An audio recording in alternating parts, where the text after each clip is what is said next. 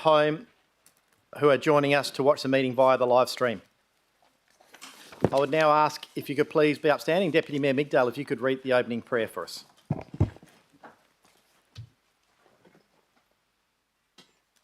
Almighty God, we ask you to guide us in all our discussions to show goodness, honesty, understanding and wisdom in all that we undertake to do. May we respect each other's views at all times, and we ask all of this in your name. Amen. Councillor Perkov, could you read your acknowledgement to country? Thank you, Mayor. On behalf of councillors, we would like to acknowledge the traditional custodians of this land, the Whadjuk Noongar people, on which this meeting is taking place, and show our respect for elders past and present. Thank you. If you can take your seats. Without prior approval, any recording of this meeting is prohibited. No action should be taken on any resolution of council prior to written advice from the city being received. So, item 1 is the official opening. Ladies and gentlemen, I declare the council meeting of the 13th of May 2025 open at 6:31 p.m. Item 2, apologies. I do have an apology tonight from Councillor Thornton. Item 3, approved leave of absence. I have nil. And 4, disclosure of interest. I have no disclosure from the Planning and Development Committee meeting. Council meeting 1st of April 2025. Councillor Damien Judici. Why have we got the 1st of April? Yeah, so it's tonight. Yeah, sorry. Council meeting tonight. Councillor Damien Judici disclosed an impartial interest in item 12.1 PCS1 as his father is a member of the WA Golf Club. Director of Community Development Michael Quirks disclosed an impartial interest in item 14.1 as he is a Basketball WA board member. Acting Manager of Governance has disclosed a financial interest, and I will also disclose an interest myself, 12.1 PCS1 in the golf club item on WA Golf Club, an impartial interest as I visited to discuss this issue, and I believe I'm on the honorary member list. Councillor Dudek. Yep, sorry, can I just please declare an impartial interest in 12.1 DS1 and 12.1 DS2 as I'm a member of the DAP, and I'll fill in my form right now. Deputy Mayor. Thank you, Mr Mayor. Yes, and I will declare the same 12.1 DS1, 12.1 DS2 as I'm a member of DAP. Thank you. And Councillor Olo.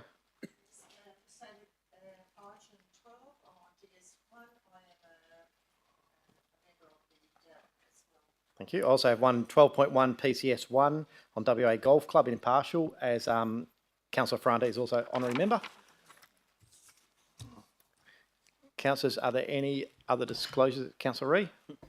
Yes, thank you. May I please have 9.28/2 because I'm named in that motion, that discussion. Thank you.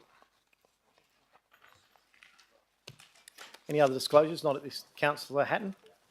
Yes, Mr Mayor, 12.1, 8.1, I do an impartial on that. I'm associated with some judging strategic direction of business incubators. Thank you. Councillor Papard? And likewise myself, a member of the DAP. Thank you. Thank you. Councillor Perkov? Thank you, Mayor. 12.1, 8.1, strategic direction of business incubators. I'll be doing some judging at an event for the... Yes? I think we're probably okay, but it's all right. Do the paperwork. If in doubt, Mr Mayor. Yes. Impartial, good. Councillors, obviously, I've only got a couple of bits of paperwork up here, so make sure you fill the appropriate paperwork out and get it over to governance. 5 petitions. Are there any unverified petitions this evening, councillors? No indication. I'll go on to 6 responses to previous questions from members of the public taken on notice. I have nil. We'll go on to public question time and we'll kick it off and invite you, Marie Georgie, if you'd like to come forward.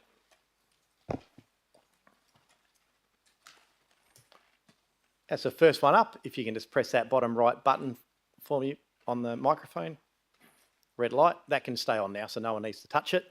Your name and suburb and your question, please. Marie Georgie, Hammersley. Good evening, Mr Mayor, councillors and ratepayers. I have 3 questions to put forward this evening in relation to my carried motion 9.15/1 at the recent EGM.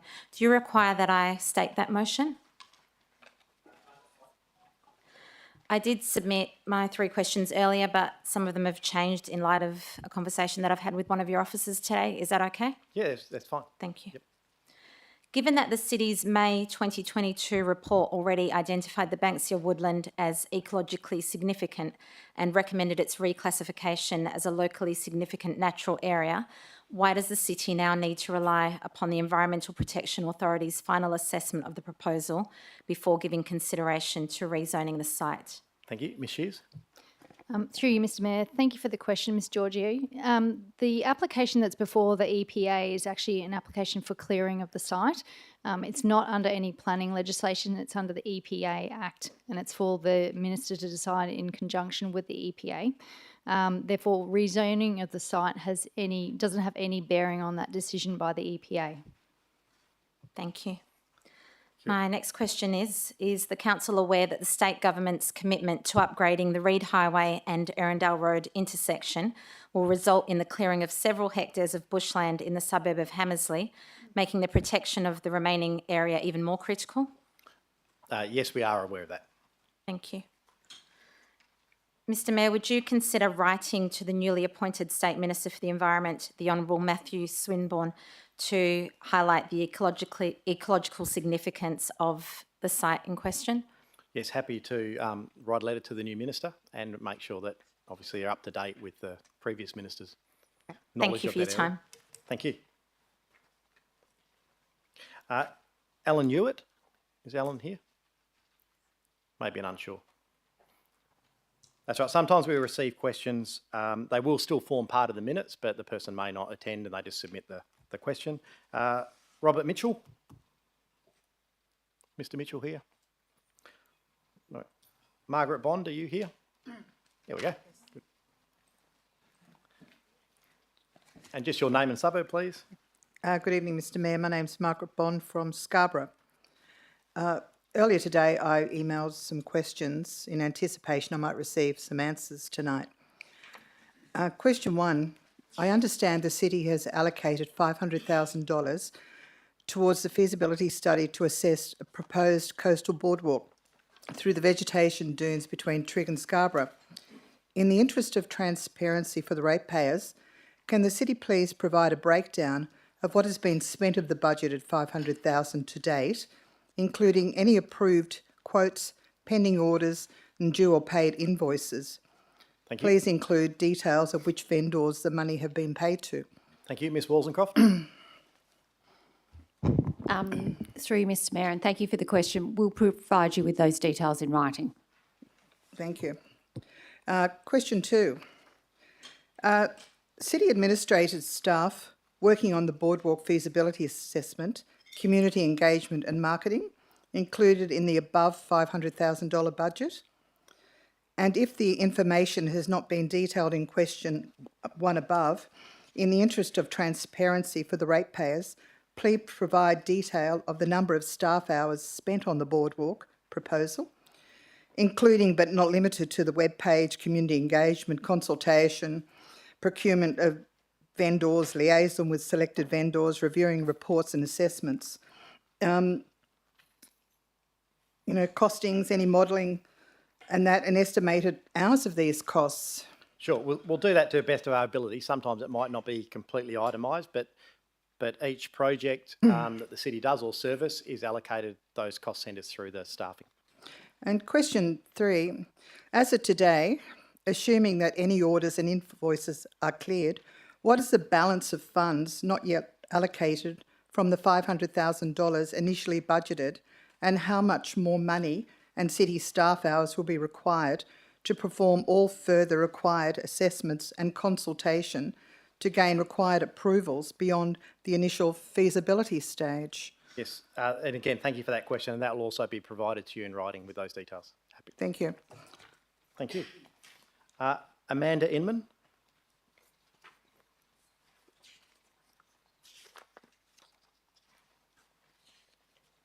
And just your name and suburb to start, and then your questions. Sure. pulling up my questions. My name's Amanda Inman from Trig. Thank you for your time in advance. Good evening, Mr Mayor, Council and community members. I have 3 questions today.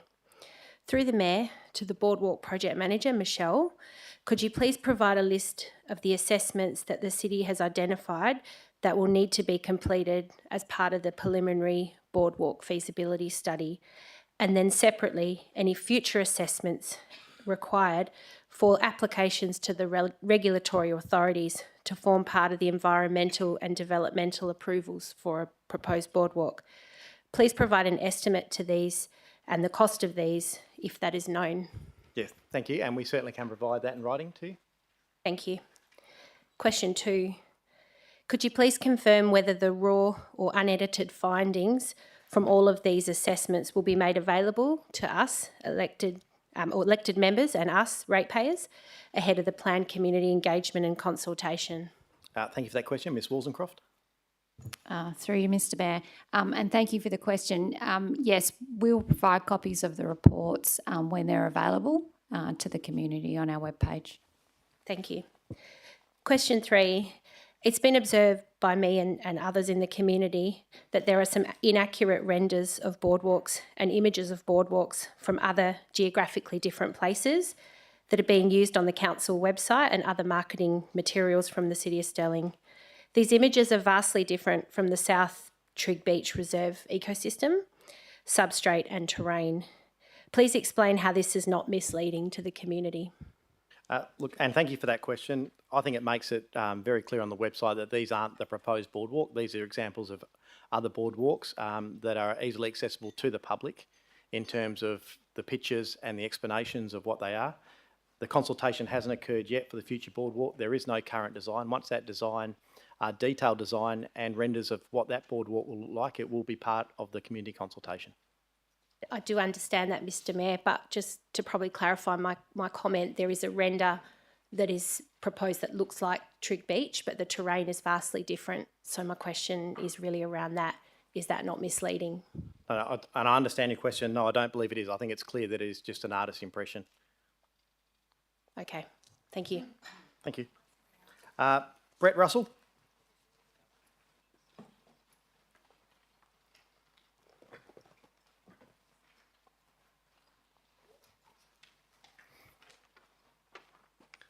Thank you. Just your name and suburb. Brett Russell, Trig.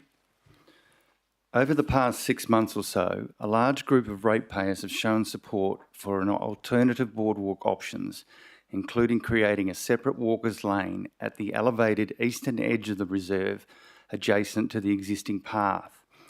We have heard this option has the support of over 1,600 path users in the form of a paper petition. The City has indicated through its website that it is now moving to the official community consultation in May-June 2025.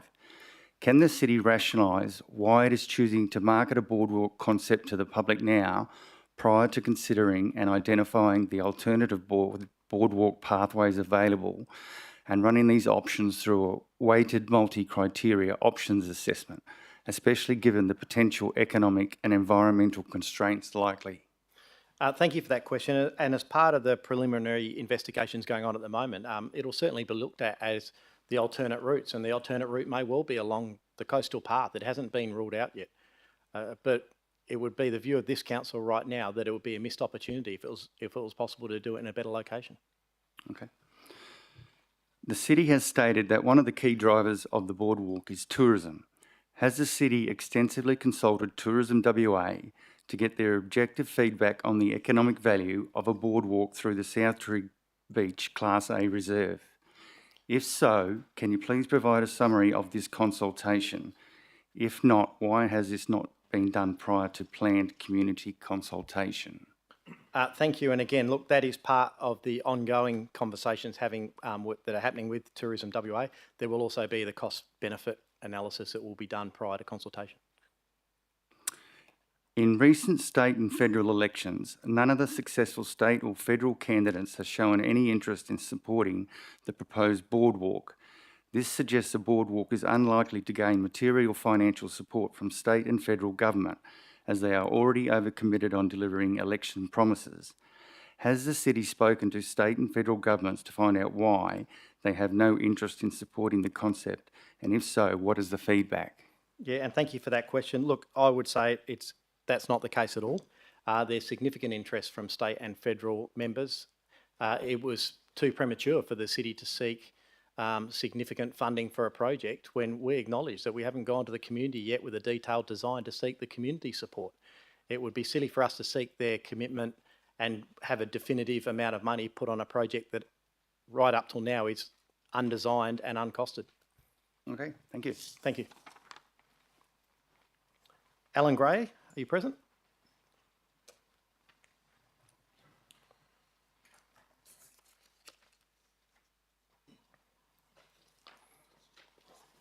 Thank you, and just your name and suburb. Alan Gray, Trig. Good evening, Mr Mayor and councillors.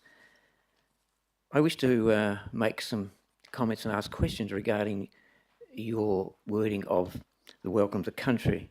It's a wide-ranging topic, and I don't have time to go through tonight, and it's a massive one, I think, in Australia. My question is the wording that you use each night, and I noticed tonight one word was deleted from what's on the paper, the word emerging. I want to know why you use the words and show our respect for elders past and present. That seems to me to be a generalised statement. I don't know of any other group where people who have been convicted of issues and sent to jail, and I know names, I'm sure other people do, for pedophilia, corruption, and other areas as well. And yet, this is a bland, generalised statement which says we respect elders past and present. Elders past and present means all elders past and present. Surely some of those should not be there.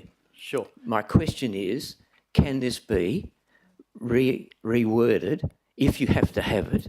And I'll address that at another meeting. But if you have to have it, can you please define what you mean by the elders past and present? Surely a simple word like respect. I think you're now debating your own question. So no, I'm not. No. Yes, and, you are, and, sir. and I'm listening to you. Yeah, you just don't want to listen to what I'm saying. But anyway, my question is... Sir, I've had your question. Right. Let's be very clear. We don't have to do an acknowledgement of country. This council chooses to do an acknowledgement of country. You're correct that the wording is general. In fact, as we move into the next stage of our Reconciliation Action Plan, this council will investigate councillors having a greater understanding of why they're doing it and perhaps changing the wording so when they do the acknowledgement it more reflects their own views. But this council is proud to do an acknowledgement of country and believes it's the right thing to do. Thank you. Thank you. Roland Hadley.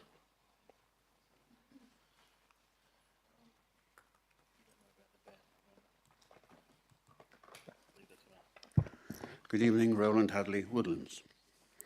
The Ewan Street Community Group, together with other community groups, seeks lists of expenditure in the Scarborough Coastal Ward for the past 2 financial and current financial years.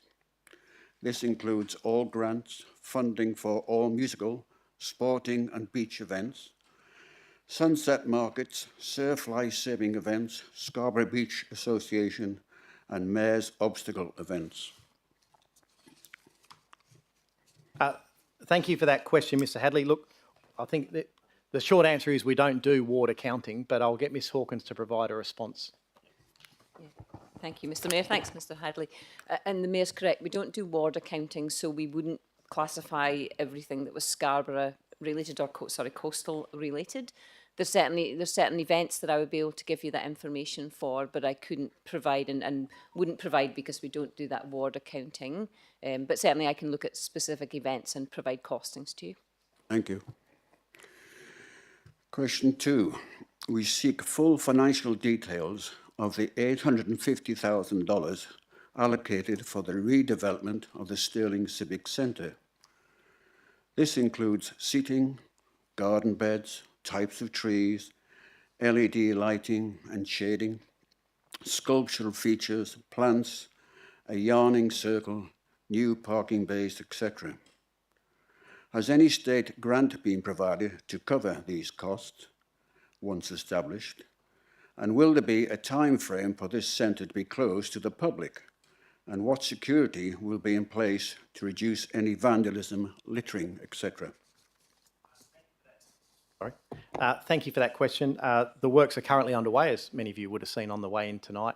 They are planned to be finished by December this year. We are able to provide you those costings, and no, there is no state government grant allocated to that. Useful. Question 3.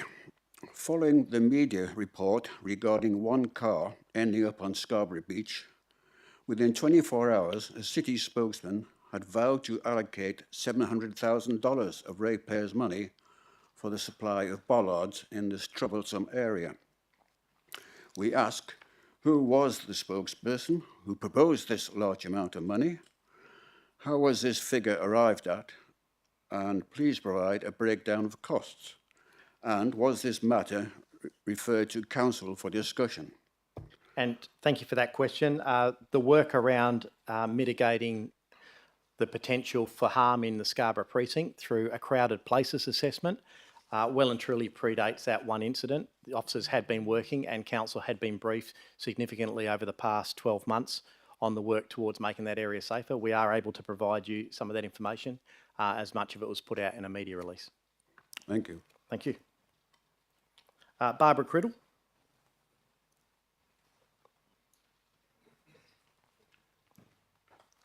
Good evening, Mayor and councillors and the public. Good evening. Could I just get you to move a little bit closer and, sorry, just and maybe Yep, move, just better. flex it down a little bit. That's it. Hello, Thank you. testing. I walk and run. Sorry, I just need your name and suburb, just for Barbara the record. Criddle, Scarborough. Perfect. Thank you.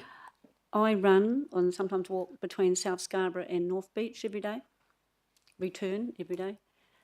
In the mornings along the stretch of West Coast Highway between North Scarborough and South Trig. When the City of Stirling first sent out the Feels Like Scarb survey, back when it was, asking whether residents would support a boardwalk, I was positive. I responded positively. I was for it. I go there every day. However, since responding to that survey, I've become aware of the idea of widening the existing path. Instead of building a boardwalk through the sand dunes. And as I've become better educated about the issues, I feel I was misled by the City of Stirling in the Feels Like Scarborough survey because it only offered one idea. So my question is, why did the City of Stirling not put an alternate idea of widening the path in the original Feels Like Scarb survey so residents like myself could actually give an educated response? Thank you for that question. Look, it was a very general question in the Feels Like Scarborough. It's not been used as part of the consultation for this project. We've been very clear that this came from council motions to investigate a boardwalk through the dune systems there. As the environmental assessments continue, it will certainly be, that whole precinct will be looked at. And I'm sure there'll be information that comes to this council to inform our decision making on where the best location for the boardwalk is. But there is currently no design, and that is why we haven't consulted fully with the community yet. Well, it brings another question. So a survey is sent out to us, Feels Like Scarborough, how do you feel about Scarborough? And a lot of other questions as well. But, and from your answer to Robert, I think it was to people before, that you see the boardwalk, if it doesn't go ahead, as a missed opportunity. It feels like, to residents like myself, who had not heard of the boardwalk or widening the path or anything until Feels Like Scarborough came out, that one idea was being promoted. It's marketing. That's how it feels. So what happens is then when we find out there's other things out there, we lose trust in you guys, because that brings me to my second question, is now that I'm against the boardwalk proposal, because of the knowledge I didn't have before, what I've noticed is now I'm taking more interest and there's 230,000 residents, and they don't all have the opportunity I have to take more interest. They don't all get the same information I get. They can't all read stuff and decipher what they're reading. Now I've taken more interest. It feels like that the media comes from the City of Stirling on the subject, such as Stirling Scene, which comes into our inboxes, strongly markets the proposed boardwalk. And I'm talking marketing of something that you haven't done all your studies on. You've got a pre-feasibility without any information at all presented about other viewpoints. I do need a question, please. Oh, okay. Without any information about other viewpoints or alternatives. So my question is, so I feel it's misleading and biased. My question is, why, even now you've had substantial pushback about the proposed boardwalk, does the City of Stirling continue to spend our funds pushing a one-track idea on us, marketing a proposed boardwalk, rather than educating 230,000 people of the City of Stirling that there are alternatives, such as widening the path, which could be less costly and not as environmentally damaging? So my question is, why is all this money being spent on marketing? Because that's what it looks like. Thank you for that question. I don't believe it has been marketed widely. A lot of the media attention isn't necessarily caused by the city putting out press releases for a proposed boardwalk. It's brought about by community interest. It's acknowledged there's plenty of options. The city could pursue a potential boardwalk through the dune system. The city could widen the path. The city could do nothing. The city could allow residents to walk on the beach. There are plenty of options, but the city, the councillors have endorsed the city progressing a boardwalk proposal that will come to fruition so that it can be consulted widely to the community with all those facts and the environmental reports that the community have requested around that. And that will be the facts that will ascertain whether the community are informed and be able to support or not support the project. So are you saying that there has been information sent to residents through the marketing of widening the path through the City of Stirling? There is 'Cause no I've not seen anything. No, I acknowledge that you have heard that that's an option right now. I've been open. The city is not progressing a proposal to widen the path. It's not a proposal on the table at the moment. So why is... Sorry, it's not for discussion though, so this is your final question. So I'm going to add a question now because you've answered. It doesn't work like that. That's what I'm saying. You are welcome to ask a question, but I'm just saying it's not open, like we're not having an open discussion. I'm happy to sit down another time. Right, so my third question is that why is the City of Stirling not running two feasibilities in parallel, one for widening the path, if you already knew that was an option, and one for a proposed boardwalk? Why aren't you running two parallel? Because council hasn't asked for that report to come. But I'm still confident that throughout the environmental assessment and the options assessments looking at it, it will become clear whether that is an option and whether it's a better option. If the environmental impact assessments show that a boardwalk shouldn't go through the dune system, it should be closer to the path, then that may well be considered by this council. Okay, thanks. So my fourth question... No, it doesn't work like that. Sorry, 3 questions. You're happy to submit some more and... No, okay, thank you. You're welcome. Paris Fitzpatrick.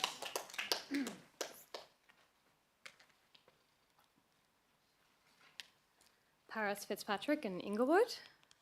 Hello. Hi. The City of Stirling, WA Police and Crime Stoppers currently operate a well-managed, well-established system for real-time data sharing on police matters in the area. This information is also shared with the Department of Communities in the event a police report might corroborate a disruptive behaviour report. This information is also... however, disruptive behaviour reports managed by the Department of Communities follow a separate investigation process before tenant strikes are issued, limiting visibility for local authorities. Greater visibility of disruptive behaviour cases would ensure a more proactive response to community concerns before they escalate into repeated offences such as what has been happening in Inglewood lately. To improve coordination and ensure timely responses to community concerns, would the Council consider formalising an information sharing memorandum with the Department of Communities similar to existing frameworks for law enforcement collaboration? Thank you. Mr. Quirk.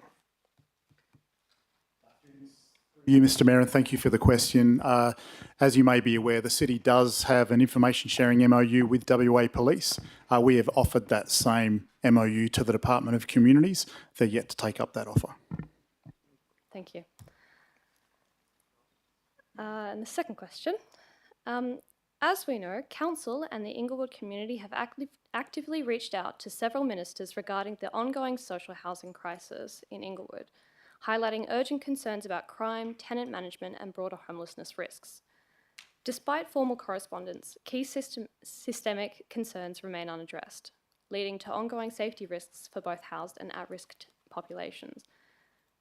Given that tenancy allocation and management decisions directly impact whether individuals transition into stable housing or face repeated cycles of homelessness, the community-led advocacy in relation to 157 9th Avenue has highlighted clear gaps in oversight, such as a lack of appropriate housing allocation, such as mixed tenancy compared to the 100% social housing method, insufficient enforcement of disruptive behaviour policies, and an absence of integrated support services. Without immediate intervention, ongoing management risks worsening homelessness cycles in community instability. I do need you to get to a question. I will, sorry. Will the council formally request the Minister for Homelessness to endorse and work alongside the community to strengthen more secure and reliable management policies, ensuring long-term stability for both tenants and residents? Yes, we are happy to advocate for the community on those issues, and we have been. We are awaiting a response. With the Minister for Homelessness? Yes. Fantastic. All right, thank you. Caroline McLean. Carol?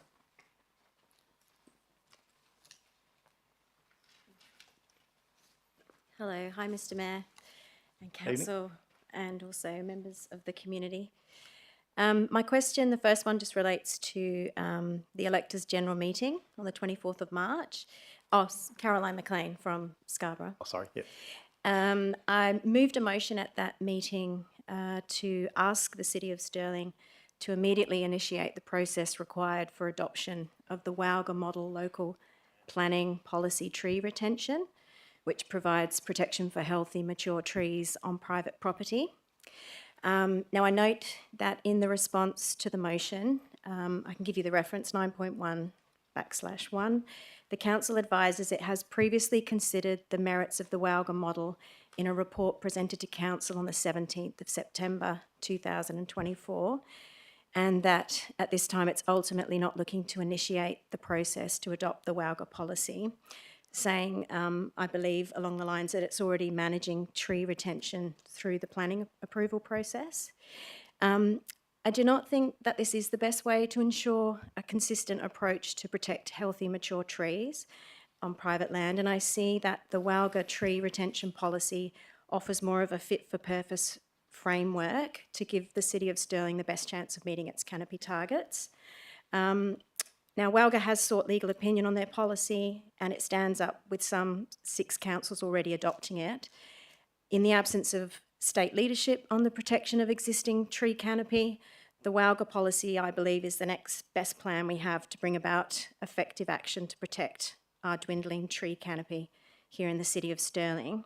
So my question is, can the council please put the Wowga Model Local Planning Policy Tree Retention out for community consultation to ensure that community makes the decision here on whether to adopt it or not, rather than council? Thank you for that question. I'll get Ms Shears to provide some context. Through you, Mr. Mayor, thank you for the question, Ms McLean. In that report that was tabled to Council in September last year, we did have a good look at the Wowga policy and the implementation of that and how that would work in our planning framework. We did go through quite a rigorous process in looking at whether or not that would be an effective way of improving our urban canopy. In our analysis and investigation, it was deemed that it wouldn't be because it would be a policy. Following that decision from Council, there has actually been a SAT case where it was deemed that local planning policies such as the Wowga model can't override what the residential codes are saying. So in effect, it wouldn't have the effect that it was intended. It would also be very difficult to implement and manage for a city large as Stirling. Officers also felt that it didn't have the legal robustness that maybe it was intended to at the first drafting. So since then, the city is looking at other ways continuously to try and improve canopy. We have had quite a successful program looking at the conditions that go on approvals to make sure that applicants are putting in trees where they are conditioned to do so, and we're having pretty good results with that as well. Okay, Thank thank you. you. And I did just have another question. I haven't quite framed it all because I wasn't sure I was going to ask it tonight. But my second question relates to the biodiversity loss of urban bushland and critical wildlife corridors. There's a couple of instances where this is planned to occur in the Churchlands bushland that runs alongside Newman College, and also Hertha Road wetland, which has raised a bit of awareness in the community very recently. Now, I know that both areas of these land is on main roads, highway reserves, and I know that I'm being told that that's outside of council's jurisdiction, which is fair enough. But what I do feel is that the council is our voice, and the council represents us as community who live here and who have to live with the legacy issues of losing this biodiversity in these bushland areas, which are really important to us and are part of the reason why we live in these areas that we do. So my question is, what can council do to start advocating more strongly for community to get open and transparent consultation with main roads prior to works commencing and being carried out, particularly where they're going to adversely affect people who live directly near those areas?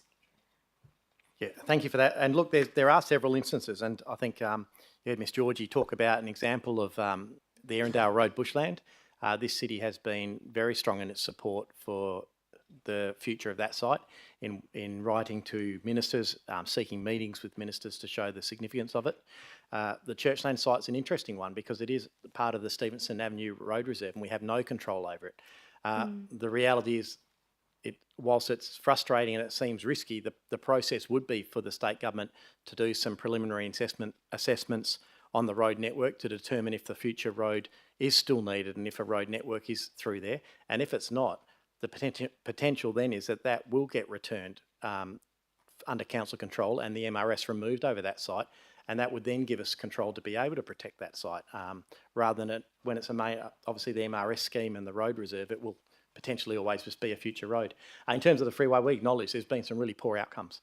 You know, hectares and hectares of tree loss for a shared path that possibly could have been done a lot differently in 2025 and move through that.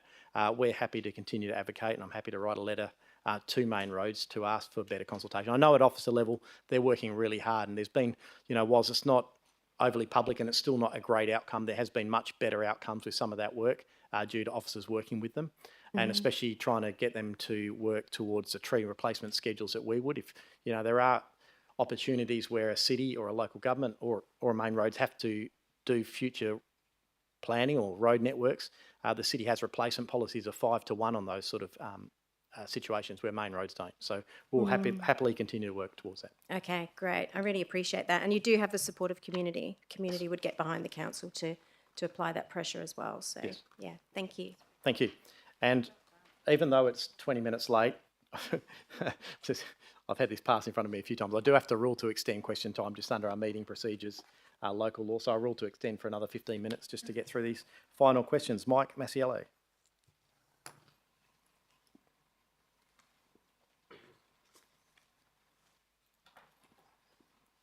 Thank you. Just your name and suburb.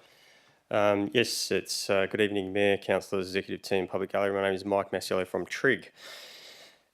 There's been a significant amount of press this week regarding the dire situation at Lancelin. For many years, Lancelin coast was relatively stable. However, in recent times, things have changed. Some sections of the coast have lost 25 metres in 5 years. This is accelerating with an estimated 6 metres lost since January this year. The erosion is happening at a faster rate than experts initially forecast. Like South Trigg Beach, the shoreline at Lancelin is sand, and the vegetated dunes provides the only buffer to surrounding residential areas and infrastructure. Interestingly, there is even a boardwalk, a path, and a lookout that is getting engulfed by the ocean at the moment. There are theories to do with why this is happening, including the impact of climate change, building on the shoreline, the impacts of sand mining, four-wheel drive damaging the vegetation. The recommended solution is retreat for the whole town, given the cost of a seawall in excess of $20 million. Given the South Trigg vegetated dunes is considered extreme erosion risk by as early as 2045, what is the city taken from this unfolding critical situation in terms of planning for the path for the proposed boardwalk? Yeah, thank you. And it does highlight a concern that's happening around the coastlines in Australia. The city's been strongly advocating at a national level for funding, significant funding to ensure that towns like that don't necessarily have to just retreat. The chair map is the mapping that the state government's asked this council to do. It's been consulting since probably 2014, 2015, significantly on that. And part of that chair map is to understand those mapping of those lines of giving us the ability to have a look at whether we accept the losses in some areas of perhaps sand or dune systems, whether we retreat completely or whether we protect those areas. And that is happening, and you would have seen it at some of those locations along the coast. We'll use all of that along with these environmental assessments to determine if that is at risk. They're continually updated and we'll assess that to see. And then we'll make an informed decision. If the boardwalk was to go ahead, then it would be up to this council to decide if they want to put an investment in that may potentially be gone in 100 years or whatever. Yeah, and just enforcing again the recommendation in CharMap is to avoid any development within the 100-year zone, which I've mentioned several times, so which we're obviously going against that advice. The second question I asked this through the Mayor to the CEO. In accordance to local government legislation, guidelines and policies, is it possible for the city admin to act on a new motion that may vary the actions of an existing workflow that the city is performing that was initiated from a previously carried elected member's motion? Bit of a mouthful there. I can read it again if you like. Mr. Roddy, so what you're asking is if a council was to put a motion up to do something different than what is currently happening, it's just can that happen? Yeah, so sorry, if the motion that's put forth varies an existing workflow. So if there's a workflow happening, and then is it possible for a new motion to vary that workflow? Yeah. That's fine? Yeah, ultimately it is. Council make their decisions.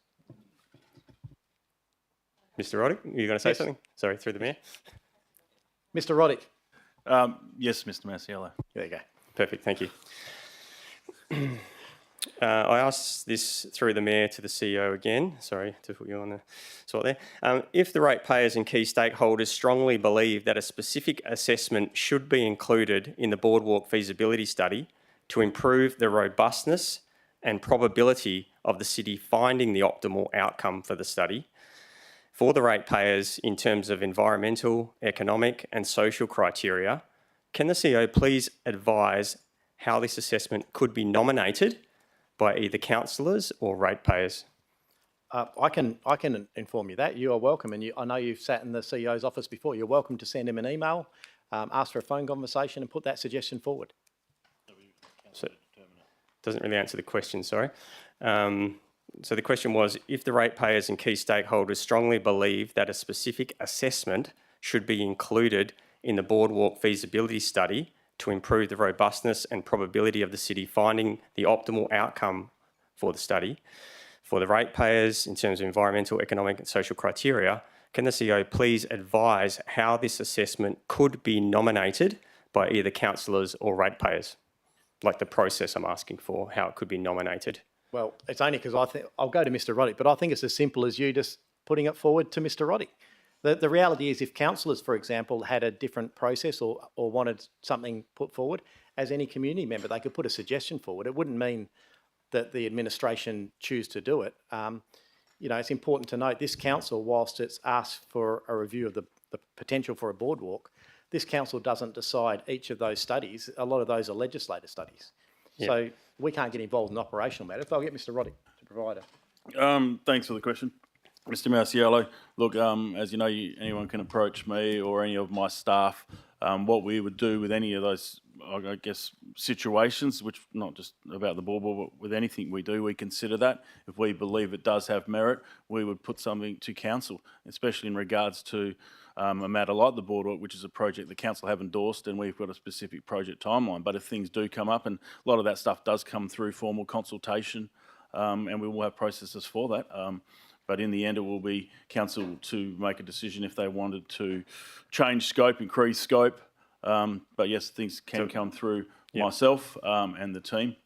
And, and that's why we pride ourselves at Stirling on community consultation and our democratic processes to seek information from people. But we have got a scope and we have got a project timeline for this project, and any change to that will be a council decision.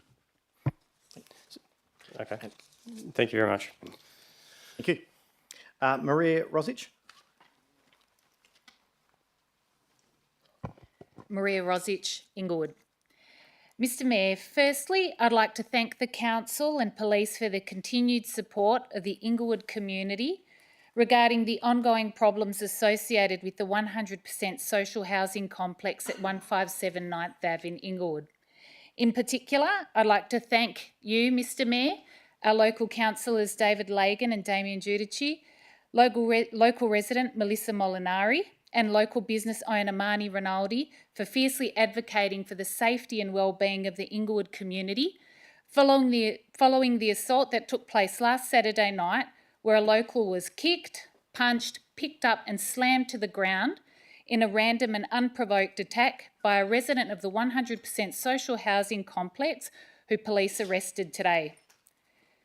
This media coverage that followed has brought to light an issue that the community has been struggling with since September last year, that of communities' refusal to manage the 100% social housing complex and its residents safely and effectively.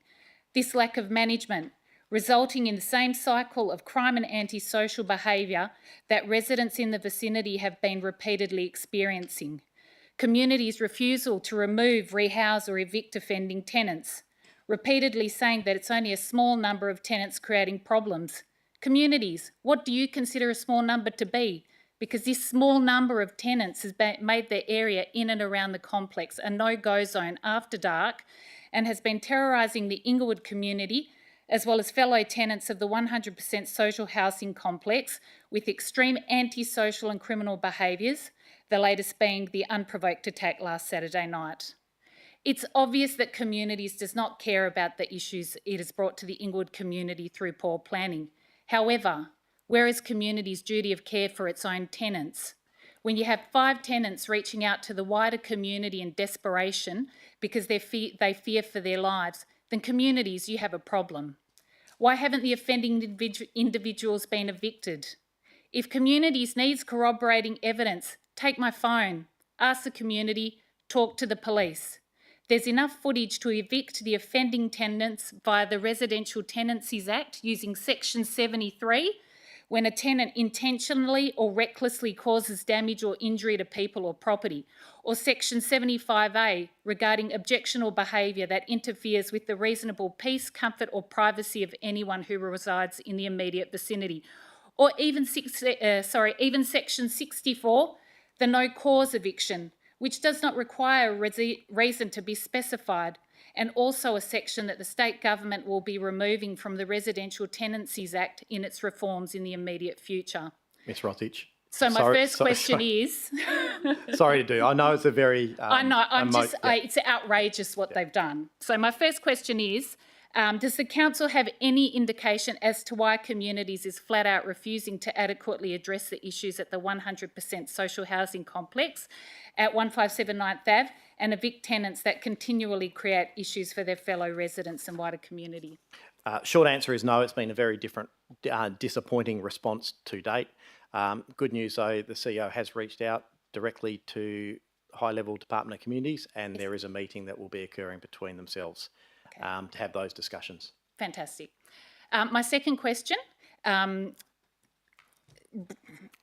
relates to John Carey. So adding further frustration to locals and businesses is Minister John Carey's refusal to acknowledge the situation by refusing to respond to emails sent by affected residents and businesses. Can I just to make sure this isn't going to be a beat a minister up Oh, it's not a in beat front- anything. That was on my the- little thing about him. Okay, good. I have If we another can one just- though. Or Minister Patrick Gorman's refusal to acknowledge the situation by making appointments with him impossible to get, by feigning ignorance of the issues and then finally saying it's not his problem because he's a federal minister, and to go find someone else to tell your problems to, almost as if they are waiting until we give up on our community, and we won't. So my second question, Mr Mayor, is, has John Carey finally bothered to respond to the email that the council sent on behalf of the Inglewood community on the 4th of March, that is 10 weeks ago? If so, when? Thank you. I believe it's the second letter. No, we haven't had a response from any of the ministers. We did also send emails out to other ministers Yes. we thought might be applicable, including the small business, because of the effect it was having on small business. That was the only response we get, saying it's not an issue for that minister. We continue to be disappointed. We've been very clear in this. This city is not a council that doesn't support development. I think we've been known, and there's probably members of this gallery who know full well because they've talked to us about that prior. We're also, we're okay. There's a term that gets used a bit about NIMBYs, and I think it was used by one of those ministers in talking about an opposition this council had to a development in that area. I don't think you could look at NIMBYs as a term of endearment. We need local community to care about their neighbourhood and where they live. The reason councils operate is to give community context, and the only way council can make a decision, whether everyone loves it or not all the time, is listening to the wider community and how they feel about their local area. The reason the city is incredibly opposed to that particular complex, and also the future development further up the road, which has been a decision of this council prior, isn't about NIMBYism. It's about protecting something that everyone in state government and local government knows, and that is that 100% social housing complex is a thing of the 70s and 80s. Yes. We saw that in Cromer Way in North Beach when the state government demolished the complex. We've seen it in Stirling Towers when that complex was completely demolished, because those outcomes aren't the sort of outcomes that are needed. This council currently supporting a fantastic development in Balcatta, just up the road, for the step up, step down, 100% complex for people who need wraparound services. But that complex will have wraparound services in there. The other models we look at are models where there is activation on ground floor and mixed tenancies of 1 bedroom, 2 bedroom and family apartments, because we know they provide much better outcomes. That knowledge is available in 2025, so the outcomes you're experiencing in Inglewood are not okay. And that's why this council will continue to support those residents. Do you have any indication as to why they've chosen to do that in Inglewood then, despite the fact that it doesn't work? Housing supply? Yeah, I don't. It doesn't make sense. No. Thank you. Well, we've seen the outcome. Simple as that. Yes. Yeah. Thank you. Thank you. Melissa Molinari.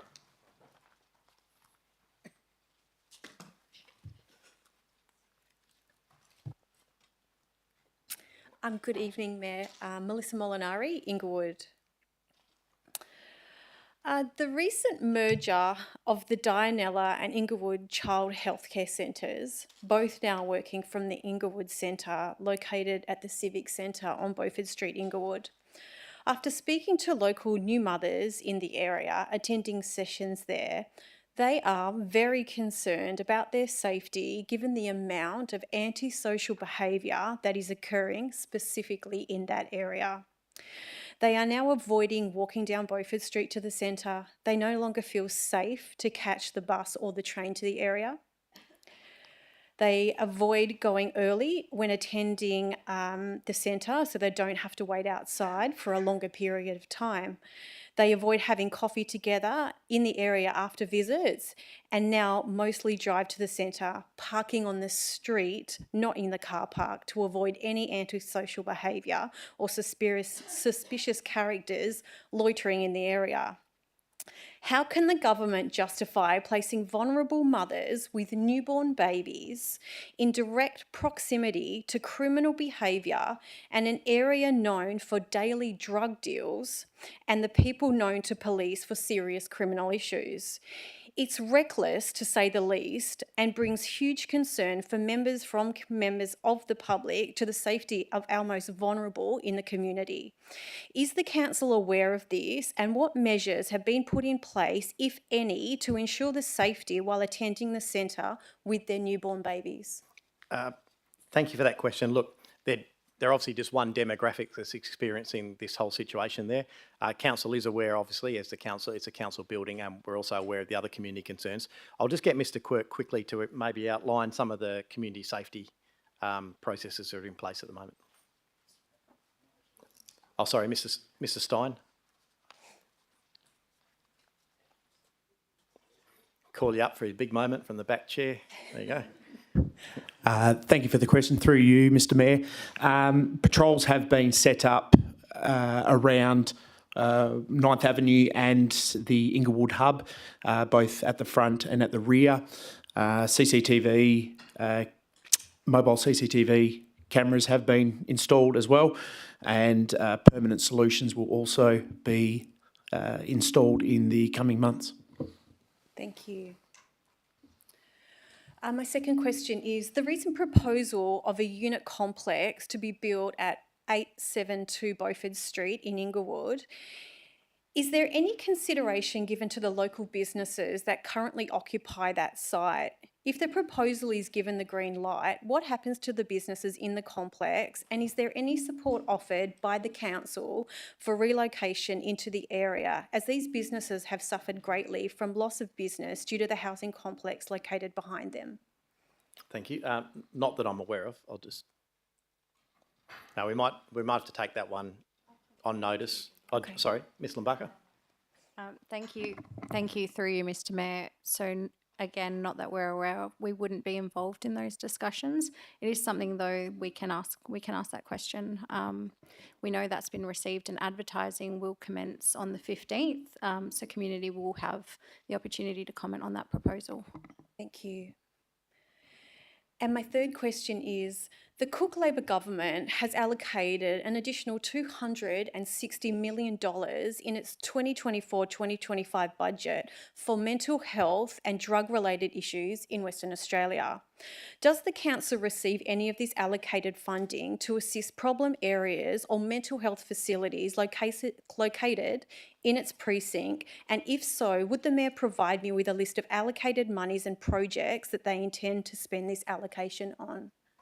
Yes, I can. And the city has a unique role, because mostly in terms of service finding, but also collaborating with lots of agencies who operate in that space, whether it be mental health, right through to domestic violence. So the city does receive a significant amount of funding for our own work, but also aware of those other agencies that operate throughout the city. We'll be able to provide some of that in writing to you. Perfect. Thank you so much. Thank you. And I'll just rule to extend, we've got, and I'll give you another 10 minutes. We've just got a couple more to go. So Mr Kelly, ask you to come forward. And while you're coming up, is Melissa O'Toole? Yeah, you have arrived? Yeah, thanks. Thank you very much, and thank you to the Mayor for your description of a NIMBY. So it's about time we had a positive spin on it. And, I genuinely mean that. On. I've always looked at it as it's kind of a fun name that, you know. Well, it's always people who care about this. But the reality, if we didn't have NIMBYs, none of you would be in the gallery. Okay. You wouldn't care about your backyard. My first question then is, last week I read with interest in the West Australian newspaper that number 202 and 204, the Esplanade in Scarra, are up for sale. The ad noted that the site was fit for an 8 to 12 storey development. In the Scarborough Master Plan, these sites were allocated a 4-storey zone. With the Scarborough development area now under the control of the City of Stirling, will the City of Stirling insist that these zoning rules be kept as per the Master Plan? Thank you. Yes, Ms Shears. Through you, Mr Mayor. Thank you for that question, Mr Kelly. When we normalised Scarra back into the City of Stirling, we did bring all the planning framework. We do still operate in a performance-based planning framework, which means that additional height can be argued if sufficient. It can be worthy of approval as well. We are reviewing part of the Scarborough Beach foreshore and the master plan and the framework that sits alongside that, and we'll be bringing reports to council in the future as to what that looks like in terms of any amendments. So will the council be adopting the original master plan? And if not, will you be doing another master plan? The city has adopted. Right. Okay, my next question is, some 6 weeks ago I noted that the Stirling Civic Gardens across the road here was showing signs of a decline. While I was walking through the ground, I noted a council sign stating that the irrigation system was having problems. It is now very obvious that the gardens/grounds are in even more despair. Knowing a little bit about irrigation systems, can the council inform me what is the problem with the irrigation system and why has it taken so long to rectify? Contaminated water source. Mr Murphy. Yeah, through you, Mr. Mayor. Yeah, that's correct. The water was found to be contaminated, so we've switched off the irrigation. I mean, luckily we're entering into the winter period. We were hoping for a bit more rain than we've had now, but we're planning to get that problem fixed before next summer. And the infection or the bacteria? E. coli. E. coli. coli, and have you notified anyone else around the area that may have bores about that, or? Yeah, so it's not coming from the bore system. So the city has switched to start to, in certain areas, use some bore water. Right. Some of that contaminated water would be coming from those water sources. Okay, and then my third question, are there any plans to try to keep at least the trees alive whilst you sort out your irrigation problem? Yes, so they're getting monitored on a very regular basis, and there is hand watering occurring for the trees. Thank you. Thank you. Melissa O'Toole. And while you're coming up, can I just have a show of hands if I've missed anyone? No? Good. Okay, so you're lucky last. Thank you. Good evening, council representatives, ratepayers and other members of the gallery. My name's Melissa O'Toole. I'm a resident of Joondalup. I'm here tonight on behalf Welcome to Stirling, Miss O'Toole. Thank you. I do attend the beach fairly regularly down at Scarra. I'm here tonight on behalf of my mother-in-law, Marion O'Toole, who lives in Careen. I'm an experienced environmental scientist with over 20 years' experience in environmental impact assessment and environmental approvals. This has been gained across industry and government, construction, mining and infrastructure. I'd like to put my three questions back towards deferring back to motion from the EGM 19.2.1. The motion was that the city undertakes a weighted multi-criteria options analysis of the options available to the council in terms of a boardwalk, an upgraded pathway or a do-nothing approach prior to further spending of ratepayers' funds. This motion was put and carried at the EGM. So, my question, number one question, can the council please provide justification as to why a boardwalk has been selected as a priority project when no other options have been considered and alternative options have been identified? Justification in the form of objectives and goals should be provided to the ratepayers prior to expenditure of their funds. Can the council please provide this? Thank you. This council has determined that one of those options of do nothing isn't necessarily an option at this stage. The proposal was to investigate a boardwalk. Those current preliminary investigations, including all those environmental considerations, which will highlight the best location for the boardwalk, if it was to proceed, will be given to this council and it will go out for public consultation. So the objectives and goals of the boardwalk were to what exactly? Is that your second question? It's part of the first question in terms of the justification. So what is the justification for selecting a boardwalk when there are other alternatives available? Thank you. This council had a resolution to investigate a boardwalk. So there was no justification? It's not for discussion, it's for question time. Okay. So, second question. The only way to determine the best option that is available to meet the identified goals and objectives, which obviously weren't defined, is to carry out a weighted multi-criteria options analysis prior to any stakeholder consultation on any specific option being undertaken by the council. Can the council please advise that they will undertake a weighted MCA prior to stakeholder consultation on any specific option? Ms Walsencroft. Through you, Mr Mayor, and thank you for the question, Ms O'Toole. We're currently investigating a feasibility of a boardwalk as directed by council. We are, as the Mayor alluded to earlier, we are looking at what the best option is, and that is to look at the current path and where the best alignment of a boardwalk would be. So there will be some consideration as part of the feasibility. But before we head into detailed design, we first need to understand whether the proposal put forward by council is even an option to be considered. Thank you. And your third question? Second question didn't get answered. Third question.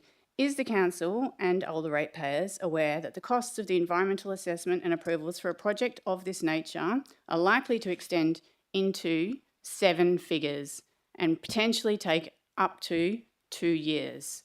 How does the council propose to meet these costs with significant ratepayer opposition and no state or federal political support? Well, I don't necessarily think that last part of that statement is correct. I don't think No members gave any support at either the state or the federal election. it wasn't asked for. It was. This Well, it was this council will progress with it, and it will go out for community consultation, and that will determine if there's significant community support for this. And then federal and state government funding towards this project will be sought if it is an option. Thank you for my 3 questions. Thank you for your time. And thank you everyone in the gallery. Thank you for your patience. And we'll now move on to item 8, which is applications for leave of absence. Are there any requests for leave of absence, councillors? No requests. Confirmation of minutes. Councillors, can I have a move and a second to accept the minutes of the ordinary meeting of council held on the 1st of April 2025? Move Councillor Christovich, seconded Deputy Mayor Migdale. Just a show of hands to accept those minutes. Councillors, that is unanimous. Thank you. Good evening to those leaving. Item 10, announcements by the presiding member. I will start asking Councillor Carlo Perkoff. Would you like to read out your acknowledgement for Waterwise Council? I certainly would, Mr Mayor. The city has been re-endorsed as a Gold Waterwise Council. I'm pleased to advise that the city has been successfully re-endorsed as a Gold Waterwise Council for the 23-24 financial year. This was despite having a challenging season with an increased number of hot days and reduced rainfall, which led to the city watering to retain much cherished sports fields, the Hammersley Golf Course and prime parklands. Citywide actions undertaken in 2023-24, leading to the gold endorsement, focused on groundwater conservation and alternative water source investigations, scheme water efficiency and monitoring, and improved management of stormwater and water quality. Key actions undertaken as part of engaging and supporting our community included Waterwise education and demonstration sites, the annual Sustainable Verge program, plant giveaway, and the Home Sustainability Support Program. Several additional actions were also completed, including groundwater conservation strategy development and scenario planning, several irrigation upgrades and development of a new water quality sampling program also. Mr Mayor, I wish to acknowledge the team of dedicated officers led by Director of Infrastructure, Mr Andrew Murphy, and Manager of Parks and Environment, Mr Ian Hunter, for their hard work and commitment to ensuring the City of Stirling continues to be a Waterwise Council. Thank you, Mr Perkoff. Yeah.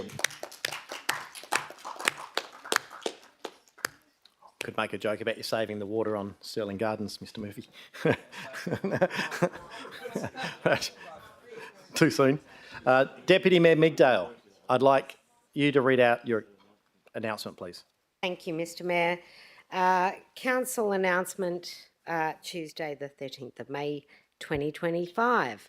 It is with deep sadness that I announce the passing of Emeritus Chief Rabbi Dr. Shalom Coleman. Rabbi Coleman's boundless compassion and unwavering commitment to Jewish life and values left an indelible mark on all who had the privilege of knowing him. Noting, too, that he was a veteran of World War II in the British military and in Vietnam for the Australian military. We simply would not have the vibrant, resilient and dynamic community we cherish today without his leadership, innovation and strength at 106 years old.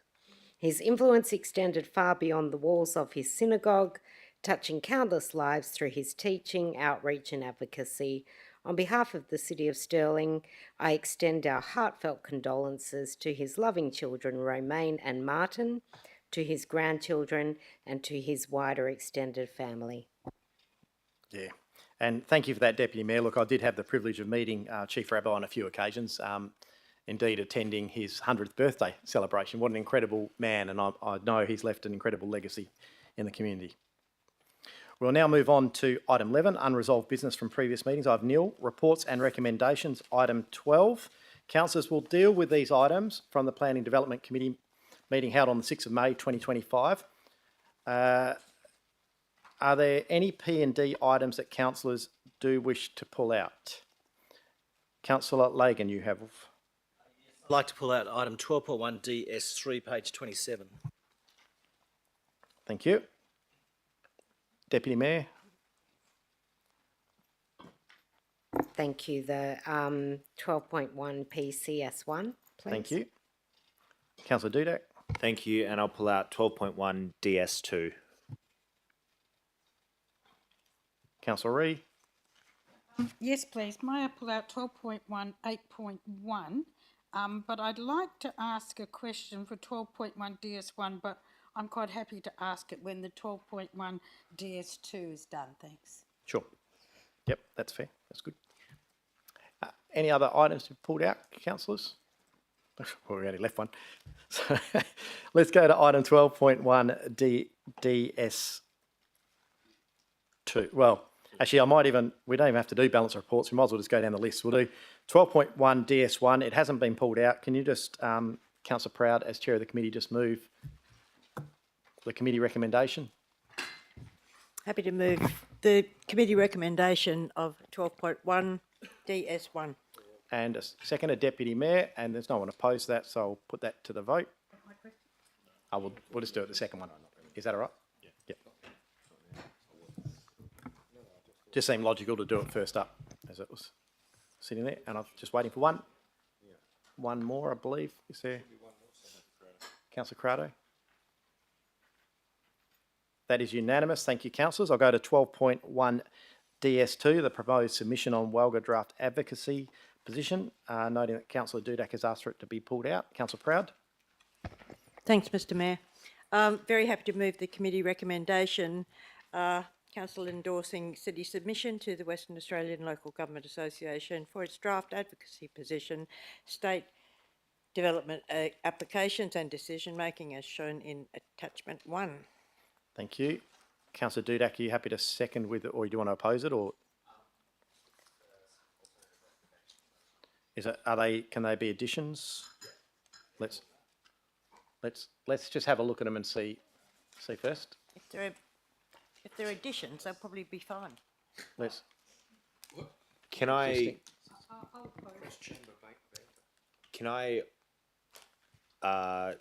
move to second it with? So that's not just that one, but there's 4 different alternative recommendations. That's all right. That's significantly different. That's changing the DAP system. So let's stay with committee recommendation. Is there a seconder for the committee recommendation? Deputy Mayor Migdale. Noting that Councillor Dudek, we'll put you as opposed. That way, I open it for debate, and noting Councillor Ree has a question as well. So we'll get you all in. So let's start with you, Councillor Proud. Well, there was strong debate, robust debate, and a lot of elected members unhappy with the proposal. However, we have to walk a fine line here. We don't actually get to make the final decision. It is up to the state government. So it was supported 5-2, and yes, I fully expected there to be some alt-recs, and happy to listen to them. Great. Deputy Mayor? I seconded for the purpose of debate. Great, thank you. Let's go to you, Councillor Dudek, and see where you're standing on this. Yeah, thank you. And I'm not opposed. I think the response we're giving to Walga is fairly good, but there was some discussion from councillors last week about things that we'd like to see emphasised stronger and some things we'd like to see added or slightly changed. And I thank the Department of Planning, Director Shears, and also Ms Limbaka for putting those in the form of some alternative recommendations that we could perhaps raise and just see if we can get support of all council to add them to our recommendation. Now, 3 of the alternative recommendations, as you'll see, 2 from Ferranti and 1 from myself, relate to the response we're giving, and then the last one from Councillor Hatton as well, is just suggesting that yourself, the Mayor, might write a letter to the Minister as well. So I want to try and put all those forward. Perhaps they might be acceptable to the mover and seconder. So let's go to the top of the list, shall we?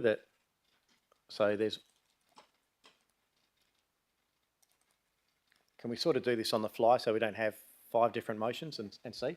So the first one is the council endorses further commentary to be included within attachment 1 advocating for Walga to seek clarification from the State Solicitor's Office or their own legal reps that the reforms to the Development Assessment Panel regulations have effect as a legitimate legislative pathway. Seems fairly benign, really. Yeah. It doesn't change the intent of the motion.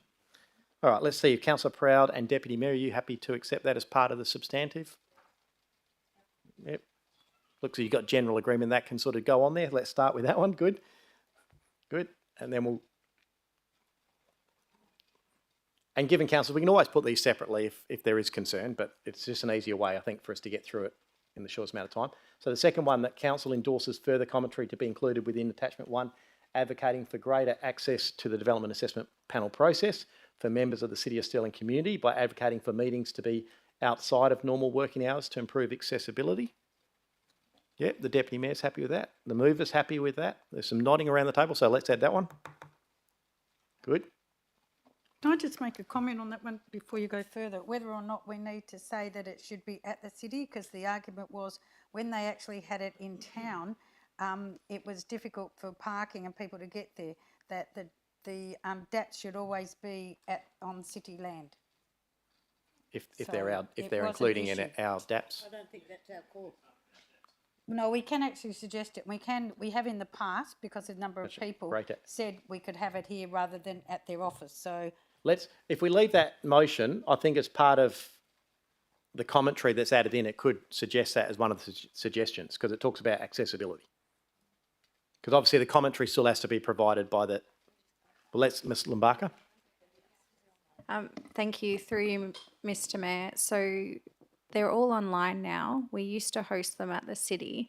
That was before the recent reforms to the DAP. So after the recent reforms, there's a lot more councils that are attending each DAP meeting, which makes it harder, especially because in the last round of reforms, they changed the boundaries. So it's not always feasible to host it at the city. It's hosted in the city of Perth, and they're online, accessible for everyone to attend. Okay. So what's the next one? That the Mayor writes, they're all going to get fed up with me writing to them, aren't they? Housing Works, Health Infrastructure, expressing Council's disappointment in the lack of consultation with local governments regarding the changes to the DAPs, which came into effect. Yep. Okay, you got that one added? All right. And the last one, the Council endorses the existing commentary to advocate Council's position that it should be 3 local government members and 2 specialist members. Now, I don't know how to do this one because that's a very strong advocacy position that's against everything else in the advocacy position. Ms Lumbaka, we'll work out how to still test it with Council, but... Thank you, through you, Mr Mayor. When I drafted this alternate recommendation, I drafted it in a way that it wouldn't substantially, in my view, change the original recommendation. So the original recommendation is seeking Council's endorsement, and then this specific recommendation is saying, yes, but replace the existing and amend it, etc. So I think it's fine to have in there, but again, might be something that the Acting Manager of Governance can confirm.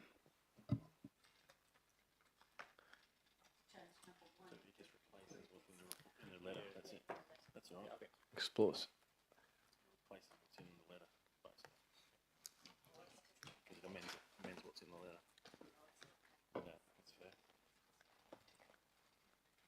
So, sorry, we just got to talk offline. I'm just trying to work out because to me, the commentary around what we're sending doesn't say change the DAP system. This last one does. It's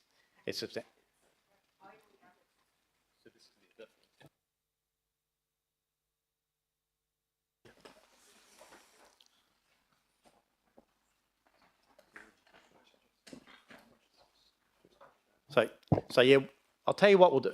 Otherwise, we'll be here all night trying to work out, because I think mostly you're aligned on a lot of things. Let's change, if we can change it to maybe 1 A, B, C, D, and then this is 2. That way I can open debate, you can put your views and I'll put them separately. My concern with the last one is, whilst the others advocate, this one actually advocates against the officer's position. Because if you read Yeah. page 3, or page 23, but page 3 of this report, the city does not support the following position points. Modify the composition of DAPs to provide equal representation. Whereas this, and I think this one starts to say, because it's swapping it around to have more local government reps. Just a point of clarification, if I might raise Sure, then. yep. The officer's position point wasn't against having extra representation from local government. In fact, I think it said that it would support having extra representation from local government. This was, what they didn't support was the way it was phrased, and having equal representation they thought would have a benign effect because still the power reverts to the presiding member on a deciding vote, and it wouldn't make any change, perhaps. So I'm not actually specifically advocating for 3 local government members, 2 specialist members, but a majority of local government members would be what I would advocate for specifically, or greater decision-making power. So I think that was the intent of it. Yeah, and I understand that, but I think it is, and I'm happy to put it up here, so we'll test it now. We'll go, so let's go, you can continue your debate on the reasoning, and then we'll go around the room and people can discuss their intent. But I just think it's important to note that the original recommendations from officers that council had endorsed at a committee recommendation didn't suggest we go and change DAPs. This doesn't matter what model you put it in, this is a significant change of the DAP process, because obviously changes the power of community over the specialist panel members. And I think, and I'm not saying that, yeah, but that's all I'm saying. This council hasn't chosen that yet. Council may choose that, and you're welcome to tonight. So I'm not saying I've got a position on it, I'm just saying it's different. So let's. So, Mr Mayor, can I perhaps offer a suggestion, and perhaps Councillor Dudek would agree with this, rather than changing it to be totally different, and I really see that as a to the government, and I don't think that's respectful. Perhaps we could be seeking for consideration that the legislation or the planning, whoever, considers the change in makeup of a JDAP. I think that's more respectful, and it's asking, and that's up to Councillor Dudek. So let's go. Councillor Dudek's asked for these to be added in. They've been accepted by the mover and the seconder. They can get changed slightly as we go through, but let's go to you, Councillor Dudek. Continue your discussion.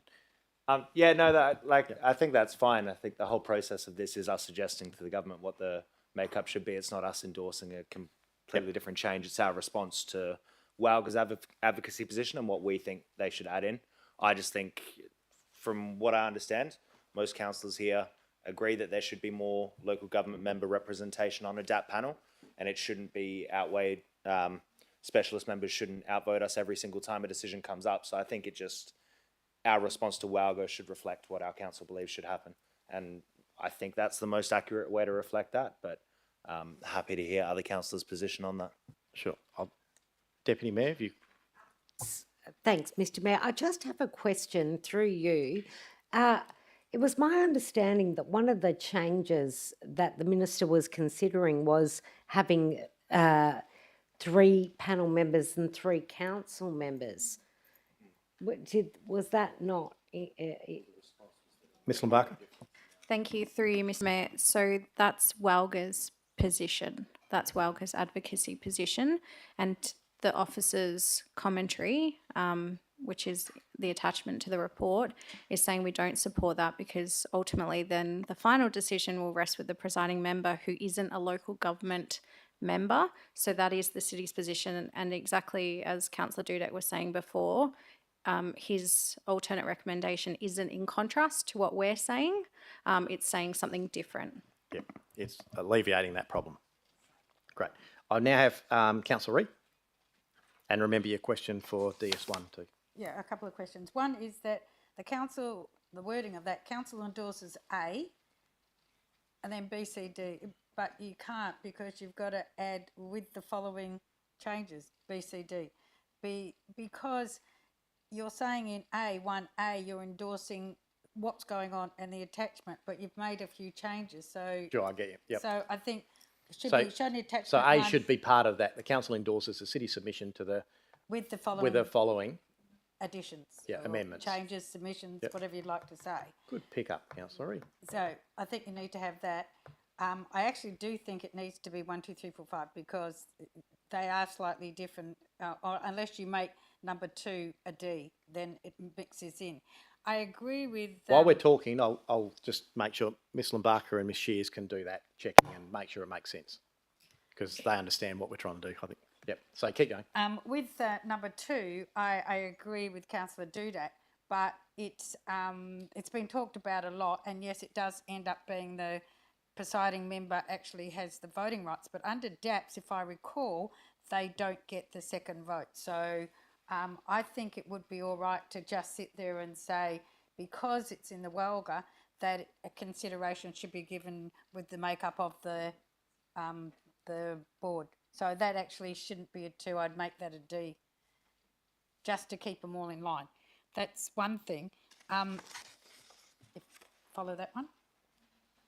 Okay, my other point is, in both 12.1 DC2 and DC1, in the financial assessment and implications, there's nil. There is no way that is nil for both the Development Assessment Panel regulations and this. This still costs us money, whether or not we have people, staff, whatever. I did put a suggested motion up to the CEO some time ago regarding trying to get some of the money back. I'm fully aware that our staff, and the classic is Yellow Cafe. The fellow from Yellow Cafe, from the opposition, stood up and said, I've been 18 months working with the city, you cannot say no to me. And it was just, he was just so So tough. I think the reality is the financial implications aren't about the DAP system and what's happening in the DAP. It's directly related to this submission, and it would be silly for the time it took for officers to do this, to single out that as a cost item in this report. That's what the costs applicable to this submission are. That's what the report is. So it's only applicable to this report. It's not asking for financial implications of the DAP system. Well, then if it's not asking for that in our financial assessment, then it should have been in the report how much it's costing us. Because if we have someone come back 30, 40 times on our staff, and then we have to make the changes, and then we ended up, according to DAPS, having to do the approval. That goes against council, goes against the staff, and it's taking away from our ratepayers, and we're doing the work of developers. So somehow, could we have a costing somewhere? I will finish with the CEO doing a motion later. We're in a... No, but I think officers can provide some of that. Don't know what happened. But ultimately, that's our core business, planning, right? Planning is a core business. So there's a cost not to do the work of others, which came out so much in the DAPS. When it sort of is. That's why we have planning experts. And Ms Lombarca? Thank you. Through you, Mr. Mayor. It might be a good exercise to provide some information about the cost of local government fees and how they've changed over time since the DAPs were put in place compared to the cost of the DAP fees and how they've changed over time, which they have compared to local government, which has not. So we can provide that information because that is not a fair that's not a fair representation of the work. The DAP fees go to the state, the local government fees go to the local government, and they haven't changed consistently over that time. So I'm happy to provide that info. So let's get all the information to you, and then if it forms a future we'll deal with that. Okay, I don't know where that motion is up because I've already raised it, but it was sort of working out how to word it. So I'll leave it with your capable hands. I don't think it's already up. With the cost, I think is really important. Can we add, and I mean it wasn't in there, but can we add that I don't believe that our city staff, and I have had this discussion with our city staff about this, that they should have to write the approvals.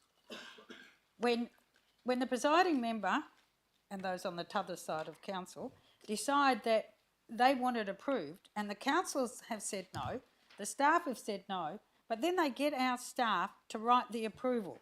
And I don't think they should be having to do that. I don't think that's our role of our staff. Ms Hughes? Through you, Mr. Mayor. It is officers' role to write the report and the assessment. They're the ones who have the local knowledge and I guess deal with the community as well, and also have the knowledge of our planning framework as well. So it is important that our officers do fulfil that role. Misunderstood. If the officers and the council say no to something and we go up to DAPS and say we're saying no, you've got two little councillors saying no, and then the three others sit there and say, we want it, yes, we want it approved, and then turn around to our staff and say, you write the approval for us. Yep. Now, that's not the intent of the DAPS, and that's wrong. And that's been challenged with the case. Yep. So let's get that. Ms. Shears. Through you, Mr. Mayor, sorry, I misunderstood your question. The reason officers do that and provide the conditions, so we don't rewrite the whole report. If we are asked for an alternate recommendation, we will provide that. It is important that we are able to do that because we have the ability then to put on conditions that may not otherwise be included.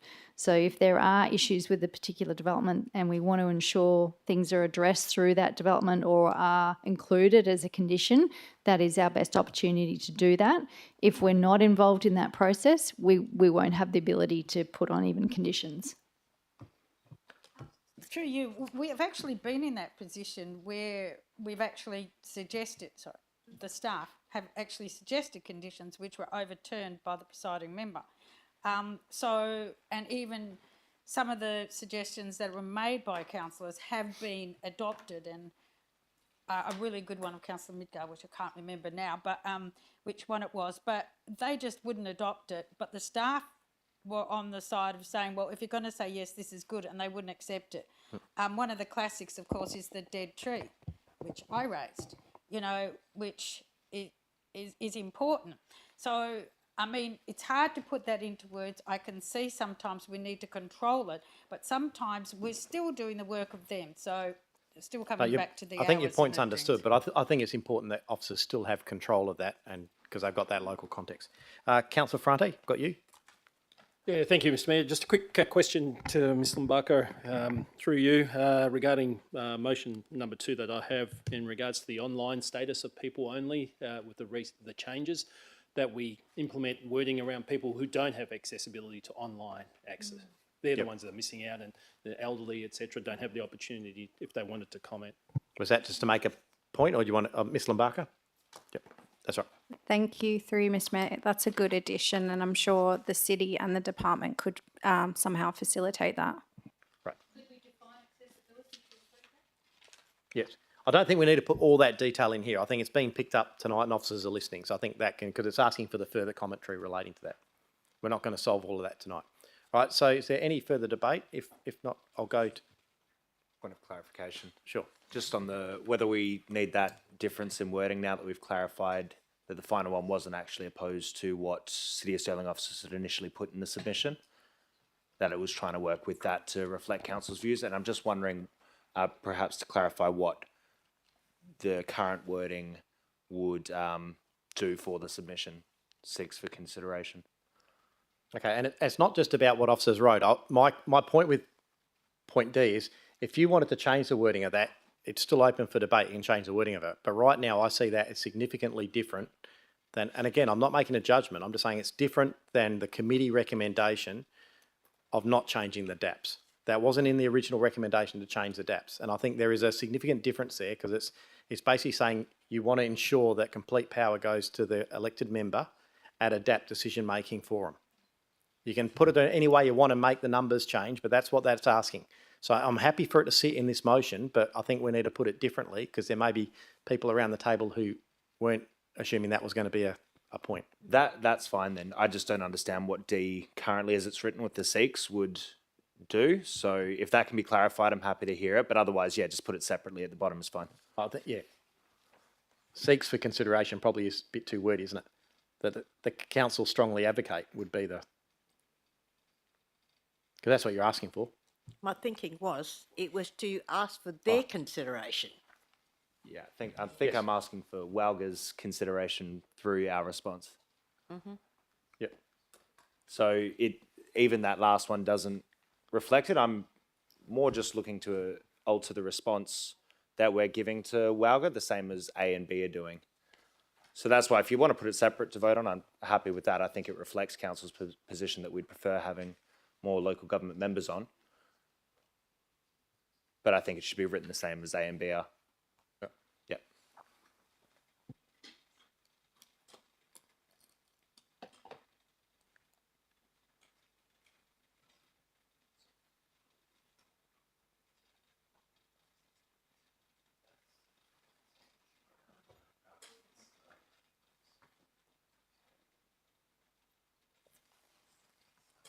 But it's not existing relevant commentary, is it?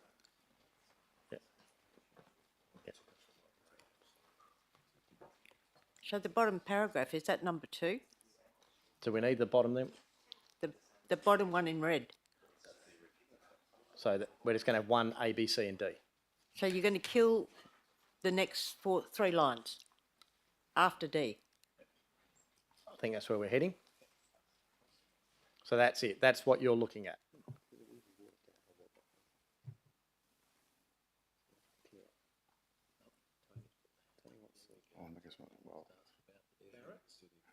No, the owls. The owls. Are any owls sitting on the All right. Councillor Proud, would you like to close debate? Point of clarification. Actually, don't want to. Councillor Kristovich? Yeah, sorry, I just would like to also put up for consideration an amendment to D as well. I can see what's happening there. Now, I think D would be stronger, personally, if it was 3 council members and 3 professionals, but also including a secondary point where if there is a tie, then the RAR report recommendations are the decision of the DAP. Now, I know, for example, the City of Stirling puts up RARs where mostly we support what the planning is, but occasionally we have. I've got to say though, I don't have a problem with the debate on this, but to change, we've had a week to change this, and they are significant changes where I don't think this council can vote. Once, I know they're only advocacy positions, but they are very strong statements on planning reform from this council. We shouldn't be making them on the run, coming up with those things. So,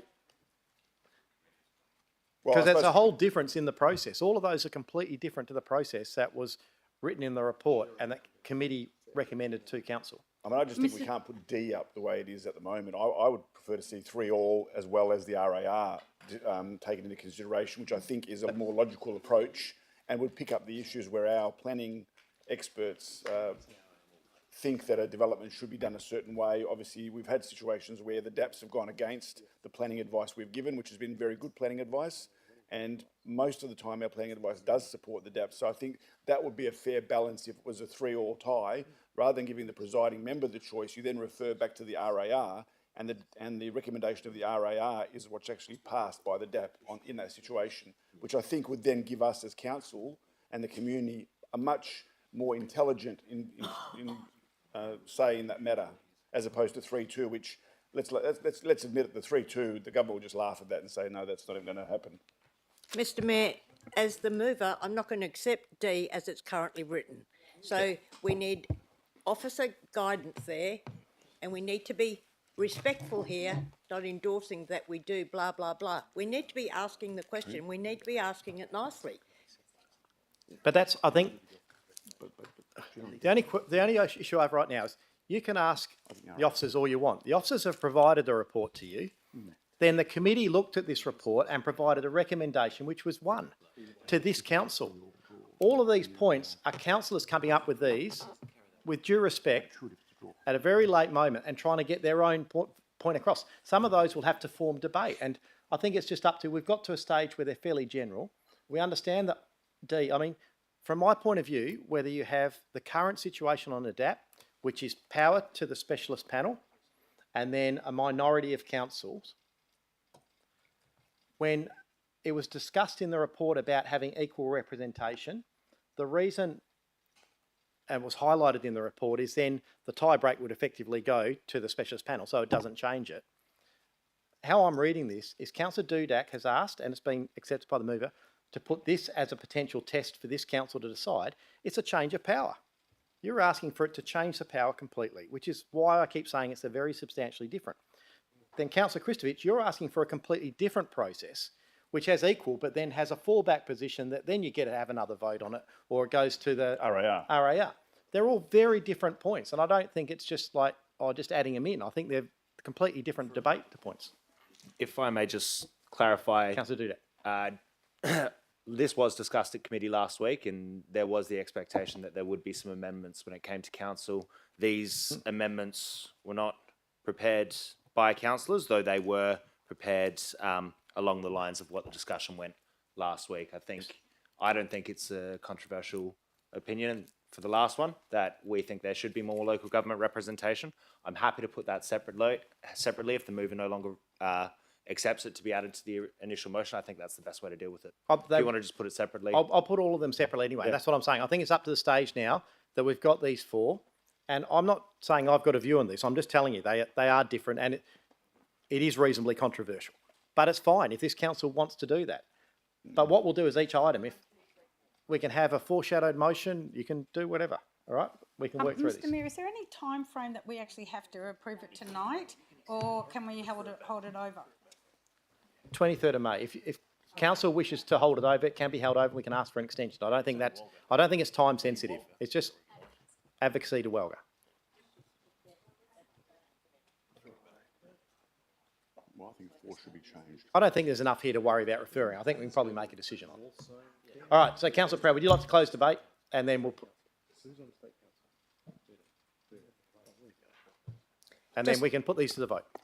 One quick, so you're leaving number 5 in. So we'll just put them all separately. I'm happy to move as has been spoken about. Where did the extra one come from now?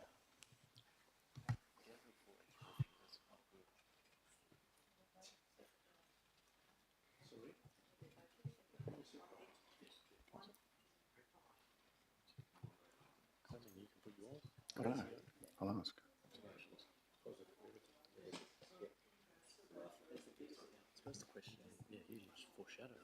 Yeah. Yeah. Can we take number 4 out and put that as a separate recommendation? Because that's just completely different. I don't think that's relying on any of the others. It's just me writing a letter. Yeah. Excuse me, Mr. Mayor. That you could be very right in what you said about 4, but I believe that was my amendment, and I'm very passionate about that. No, I'm not changing anything except making it read right. You can't say that we're going to endorse a submission with an advocacy position and I'm writing a letter. Like it's a separate thing. I'm just writing a letter to. So it's not minimalising it. It's just saying it's a separate thing. I believe when I read that.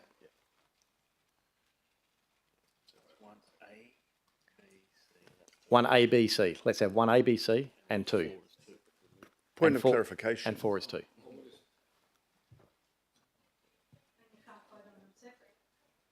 Yeah.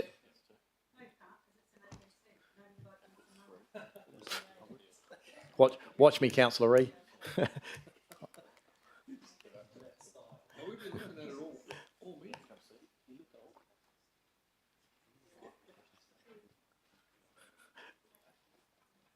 So I love doing it like this.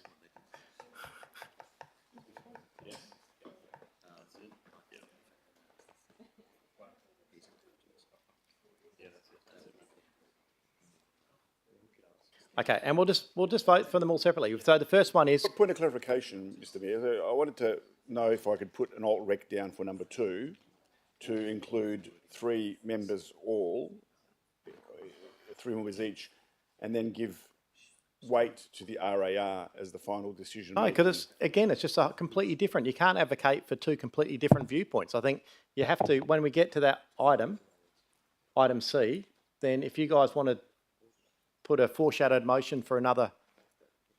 I'll wait for that and put a foreshadow then. I don't think you can advocate that we want this and we want this at the same time. I think you've got to work out which one you want to advocate for. Councillors, do we all agree that we want to endorse the bulk of the city submission to the West Australian local government? Can you just go to the votes to show me that you support just a bit in black? Let's start with that. Yeah.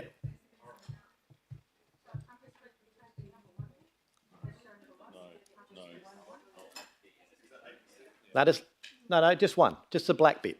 Just the black. We'll do the red bits as we go.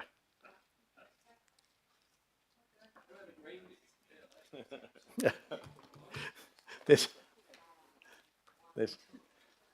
the potential new candidate for governance be watching this live stream going, what the hell am I getting into? Okay.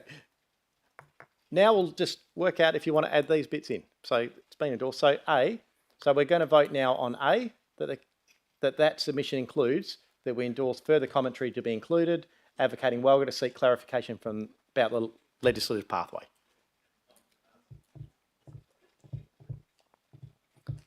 Look at us go. We're adding them in slowly.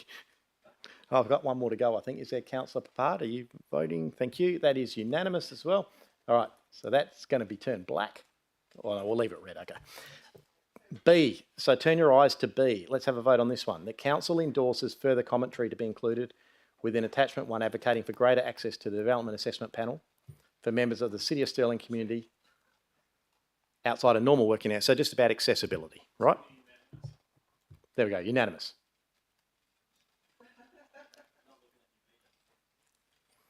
Okay.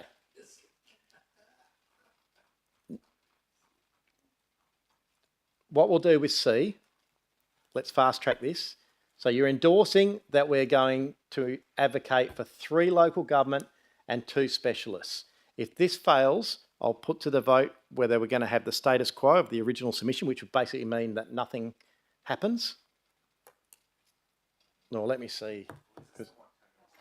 Yeah, I know. So to get, in fairness to Tony, because I did suggest it, what we'll do is we'll try this one first and see if it gets up.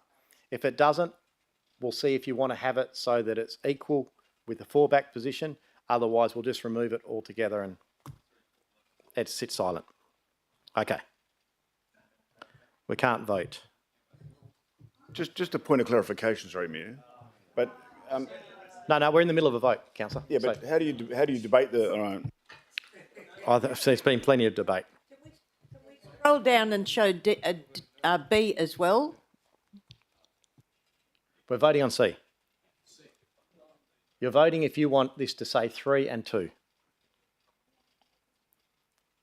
I'm waiting for a couple. I'm waiting for Councillor Migdale, I want to have a look Proud. at B in unison with C. No, we're just doing C, please, Councillor. Just vote. There you go. That is carried. That saved a lot of time. All right, and we'll now go to item 2, that I write a letter. You guys love supporting those because you love me writing letters. So, come on, guys. Oh, got it over the line. all right, I've got a couple more to go. I've got Councillor Kristovich. I'll write it for you. Councillor Kristovich. Thank you, and that is unanimous as well. There we go, we got through it. Thanks, everyone. It was tedious, but there wasn't really many alternatives to add those all in. So, thanks for working with us. All right. Let's go to 12.1 DS3, tree retention has been pulled out by Councillor Lagan. Councillor Proud.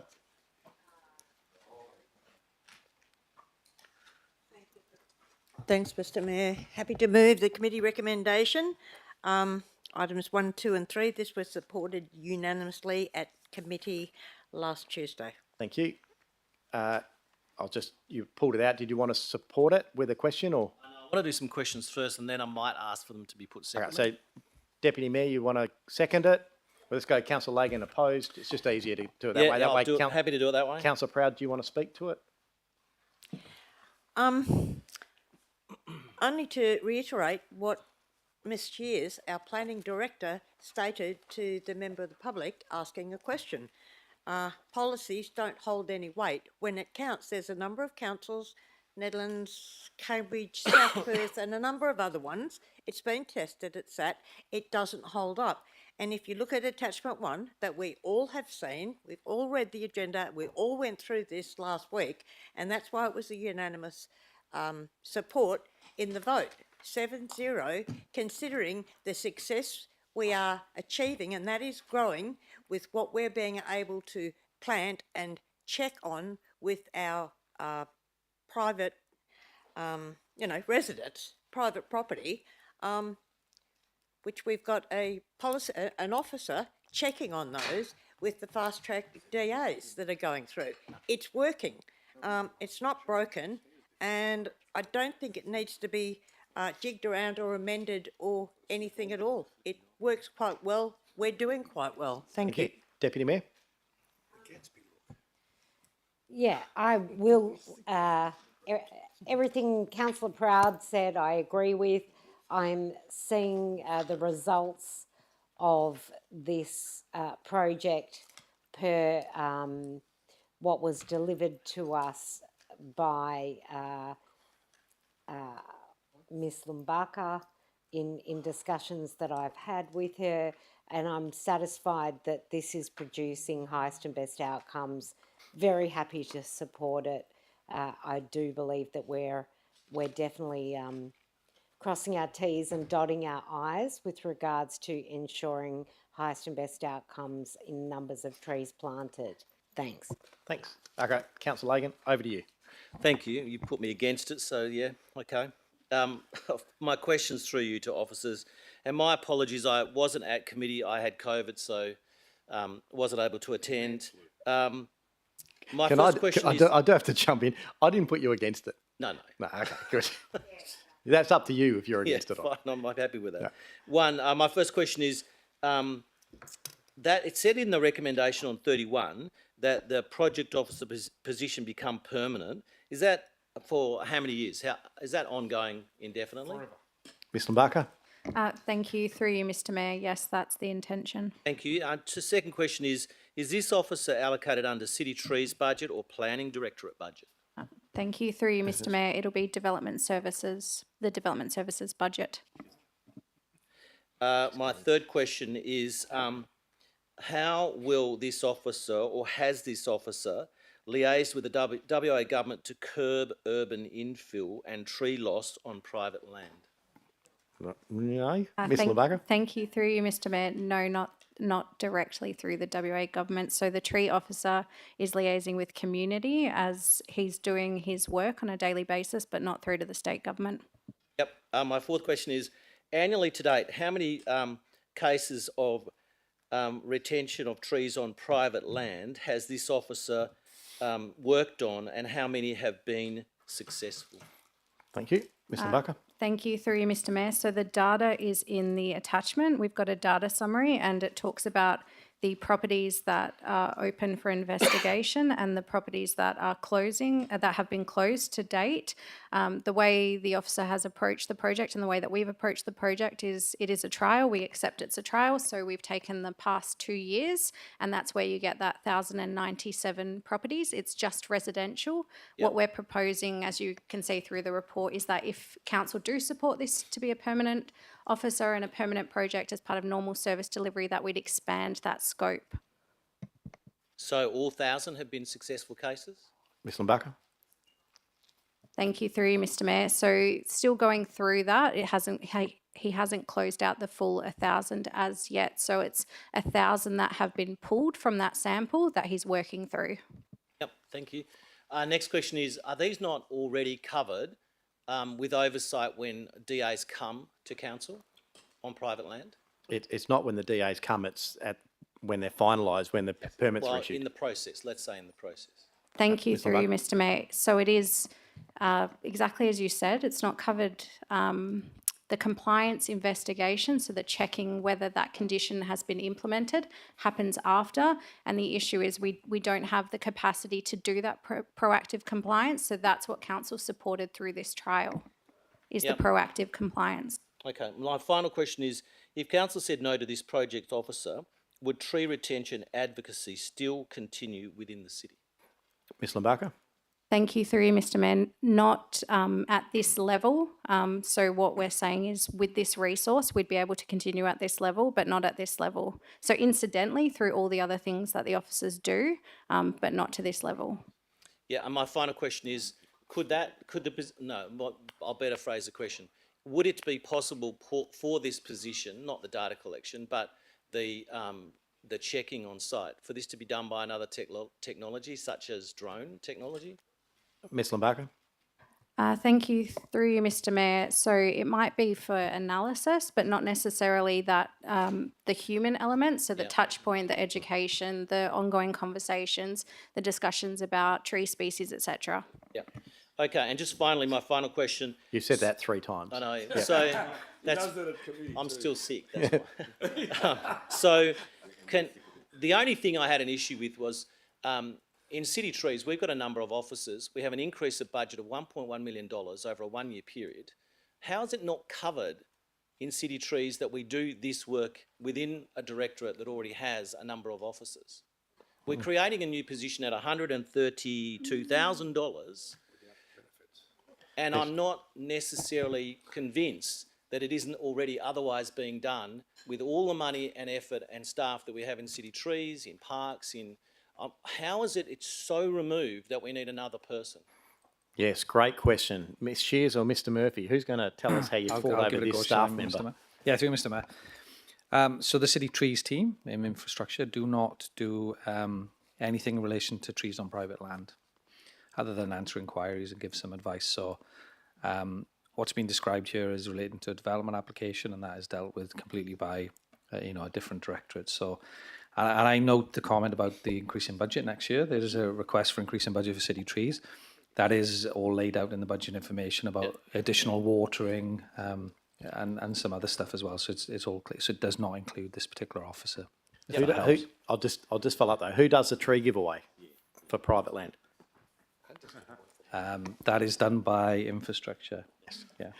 But we don't, so if I clarify, but we don't take it to people's houses and then plant it in their garden. We just give them the free tree. Councillor Lagan? Can I then ask that these items on the motion be put separately? Sure can. 1, 2, 3 be put separately. Yes. Yes, you may. Councillor Reid?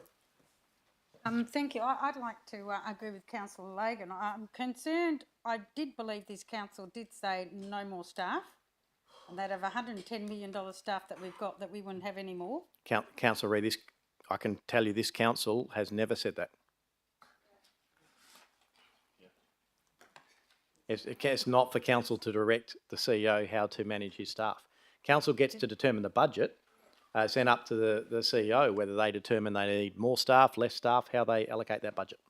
Well, maybe I'll rephrase it, that we actually said there would be more money on the budget, and how the CEO uses that is up to him.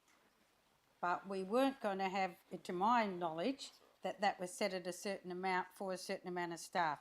I agree with the fact I know it sort of sometimes gets said, but I've never heard this council say, Mr CEO, whether it be this CEO or the previous CEO, you may not add any extra money to staffing budgets, resourcing.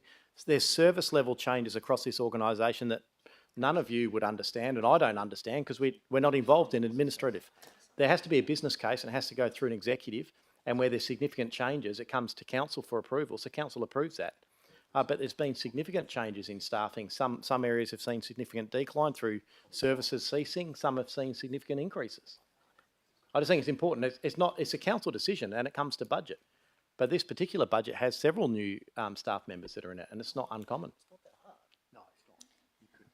the use of staff, particularly for this, how is it not offset? The money's not offset with the amount of people that we fine for taking out trees, street trees, development approvals where they actually take out a tree where they shouldn't.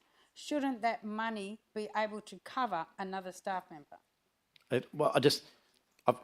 The word offset is used too often in accounting. I know Ms Hawkins will say this. It's like saying we offset the laneways in Doubleview by parking fines. It's not. It's revenue in and revenue out. But council ultimately decides what will pay for this. There is money that comes in through development applications, through compliance action against people.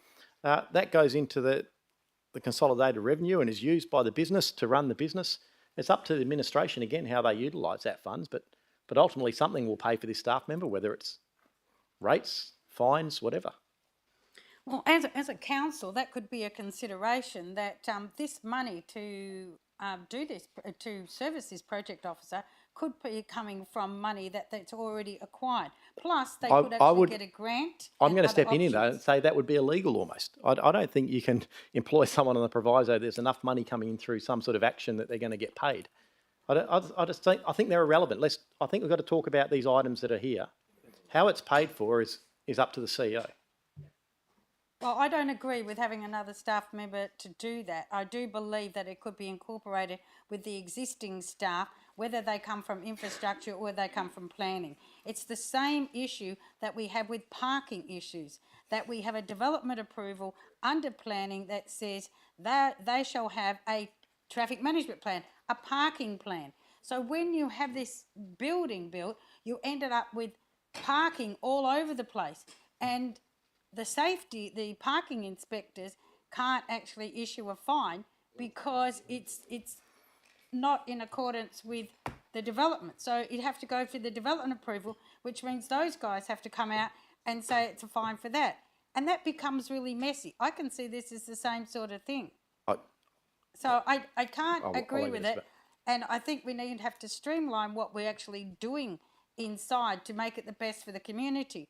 But I do believe that with some of the trees on private land, and I've seen it so much in my area, the reason we live in woodlands is because of trees. But when they get a redevelopment, especially on the corner blocks, when there is battling to have a block that's 900 square metres, once the houses are put on it, it's battling to have 50 square metres of unencumbered land. And there are no trees. You know, so to me, that's where the issue lies. So if you're going to look at a site that's got trees... No, so that's exactly what this is about. So exactly. But we don't need number 3 to do it, but we can get that money for that. If we've already seen where the tree is, whether you do it from a drone, eyes on the street, someone walking past, near maps, which we've done before. Building uses it near maps all the time. Yeah. So I it's the understand same what thing. you're saying. So let me clarify, because it's not the same thing. So right now, the development applications have the proviso that exactly the blocks you're talking about, when they're developed, that they have those deep planting zones and they should plant a tree. The city has the ability already to use, whether it be drone technology, near maps, any of those technologies to determine if it has occurred. That has happened, and that data has been collected, and it hasn't occurred. Out of a couple of thousand over the last few years, it shows that there's pretty well zero compliance. So council entirely does have the opportunity tonight. That's why this item is very transparent, to decide if you want that to be better. And the only way to be better is not to keep taking photos of it, is to put a staff member in place in the planning development area so that they can go out, post handover of the building permits and say, okay, you're going to have occupancy, where's your tree, mate? That's what this is about. And then to maybe have a discussion, because quite often, as we see, developers buy the block, sell it off, don't do it, and someone buys it, and then they don't understand the requirements. So it's about having that face-to-face interaction and engaging with the community to ensure compliance around that. So it agrees with what you're saying, but the officers are saying this is how we can deliver it. It's up to you tonight whether you vote to support that. Well, when I worked as a building inspector in local government, that was actually part of the job. Where the tree was, where everything was, when you set out the site. So you already had people But it's not happening. There isn't someone. There is no proactive compliance. That's what I'm saying, that therefore we should be able to have staff doing that. That's got let go. Now we've got more staff and everybody's got their tiny little kingdoms. It's not good for, I think, in the whole project of people trying to relate to people. The intent is there. So, but again, I think I can allay your fears. That the reason this isn't in Mr Murphy's directorate and it's in Miss Shears is because there is someone who understands planning, who's going out there proactively afterwards. And I'm sure while he's looking at the tree, he can have a look and say, gee, that retaining looks a bit dodgy. We might do some further work on that. That's the whole point, is to have that proactive compliance. And that's why the data backs it up as a trial to show you the effects it has. But again, it's up to council whether you support it or not. All right, that's all I've got. Is Councillor Proud, are you looking to close debate? I will close debate. However, I will close with a few answers that might be helpful. It's really unfortunate, and this is the value we get when we go to committee. If you're not there, you don't hear the discussion, you don't hear the advice, all the questions that go to officers, we get the advice. So let me run through a really good example of exactly what Councillor Rees is referring to. I understand her confusion, but let me set it straight if I can. Careful. So the reason... It's not my confusion, it's actually proper little things that I've actually found out. I've already said... Your questions, your quite valid questions. I want to clear let's just that up close quickly, shall we? So, no, honestly, this is for everybody, and Councillor Lager wasn't able to come either. I understand that. He was sick. He's already said that. We know he wasn't there. I wasn't either, but... And you weren't either. But you've been briefed. We don't have that option, that luxury. So the reason we've got a tree person there to start with is because councillors have questioned, or challenged officers and said, how do we know? We're doing a fast track. They get something through really quick, their DA through, they get it fast-tracked, and that's because they're going to either retain one or more trees on the site that they're at, or they're going to add one, right?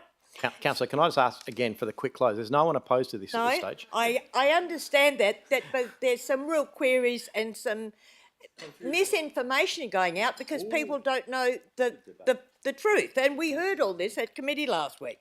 So the example, a really good example officers gave us last Tuesday.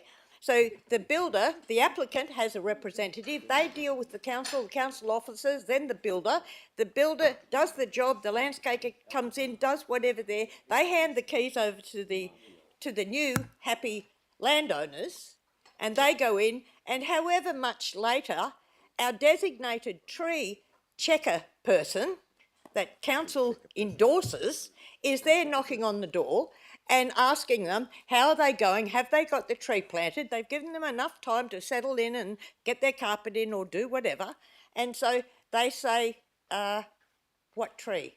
It's like, well, you know, you did a fast-track DA and now you've got a medium-sized tree that you've got to have planted extra. And they show them the conditions of approval. The owners have got no idea because they haven't gone through the paperwork and the conditions of approval with a fine-tooth comb. That's why they pay a commission to the builder, the builder's representative, etc., etc., etc. Therefore, they get educated at the same time. They meet a friendly person, officer from the city, doing their job. They speak well about them. Councillor. I'm sorry. I understand you're passionate about trees. I understand you're passionate about trees, but there's no opposition to that. Council understand that. It's in the report. Well, clearly, I don't know that it's understood. They may have read it. I'm not sure it's understood. I just hope it is. There's a really good outcome here. And I shouldn't have to be passionate and sell this. It speaks for itself, and I'm really happy we're progressing in the right way. Thanks, Mr Mayor. Thank you. And I will put these separately because Councillor Lagan has asked for them to be put separately. So I'll put the council notes of progress of the tree retention and planning on development site projects. Yeah, I'll put them separate. It's been asked for. That one is Councillor Reid. Yep, unanimous. Thank you. Number 2, council supports the action improvements contained within attachment 2. That is unanimous. And 3, that council considers the inclusion of, what was the name you used, Councillor Pratt? The tree checker person. Okay, I'll put that one to the vote.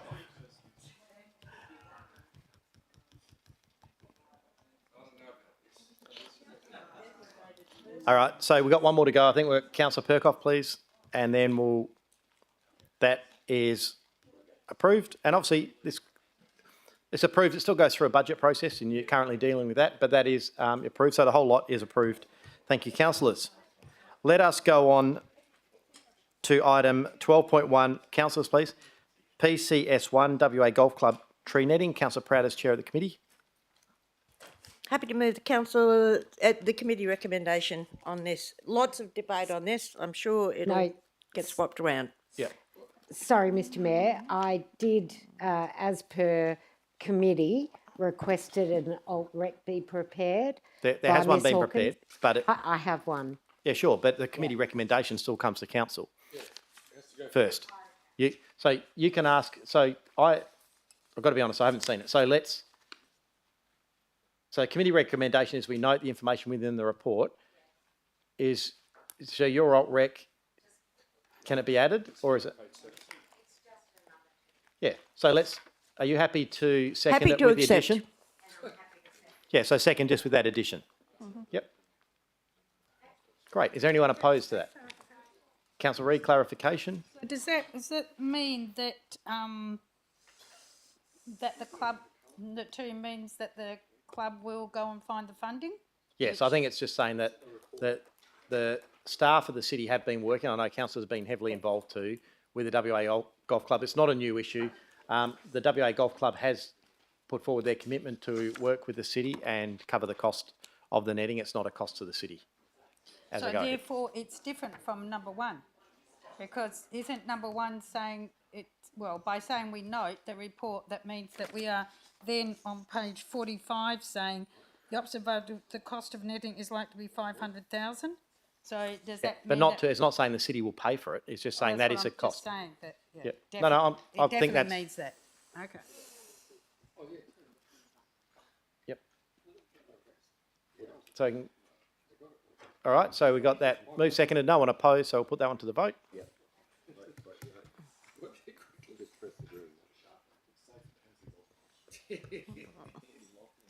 Great. We just got Ferranti and Olo, please. Thank you. That is unanimous. We'll go now to item 12.1, 8.1, strategic direction of the incubators. Councillor Proud is chair of that committee. Happy to move the the committee recommendation. Sure, Councillor. Let me just check before we go to this. Councillor Ree, you've asked to pull it out. It's a confidential item. Do we need to wait till the end of the meeting? No, I'll ask a question. And it can be asked? Yep, okay. So, yeah, no, we'll, yep, Councillor Ree, Councillor Proud, sorry, and seconder, Councillor Hatton. Thank you, and we just have there's no one opposed? No. No. Councillor Papard, what are you asking? No, I'm asking if anyone's opposed to it. No? All right, Councillor Ree, you have a question. Let's just remember it's a confidential item, so, yep. When this was actually started, the Sterling Business Association business thing by Mayor Ballalonga, actually originally, they had an incubator section, but they didn't actually mention it. And the incubator section, yes, for a change in people at the business unit, the incubator section went down, right? So it was like a competition with each other for whatever reason. And that's not sort of in the report as to what's going on. So my comment is just that. So what you're talking about is when this was first, there was obviously the Sterling Business Association and the Sterling Business Centre. They were two different entities. They have merged now. They're one entity. That happened about 2 years ago. Yes. 2 or 3 years ago. But the incubator was part of the original, and now they want to have it back. Or regarding business incubators, aren't we going backwards to go forwards? I just wonder.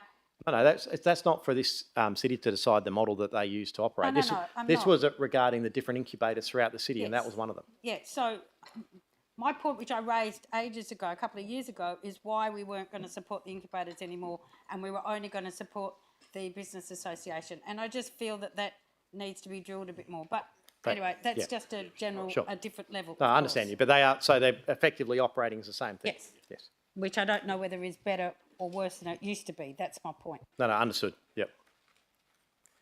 Thank you. Okay, I'll put that one to the vote. There's no one opposed to it.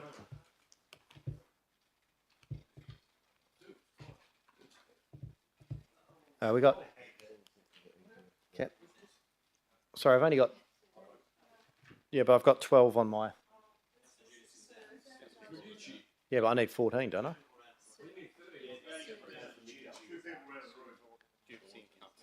Sorry, Councillor Judas.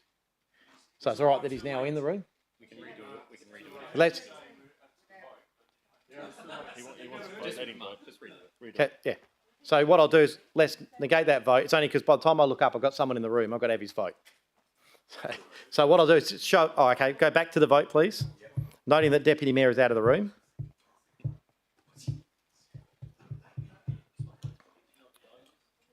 I need that many.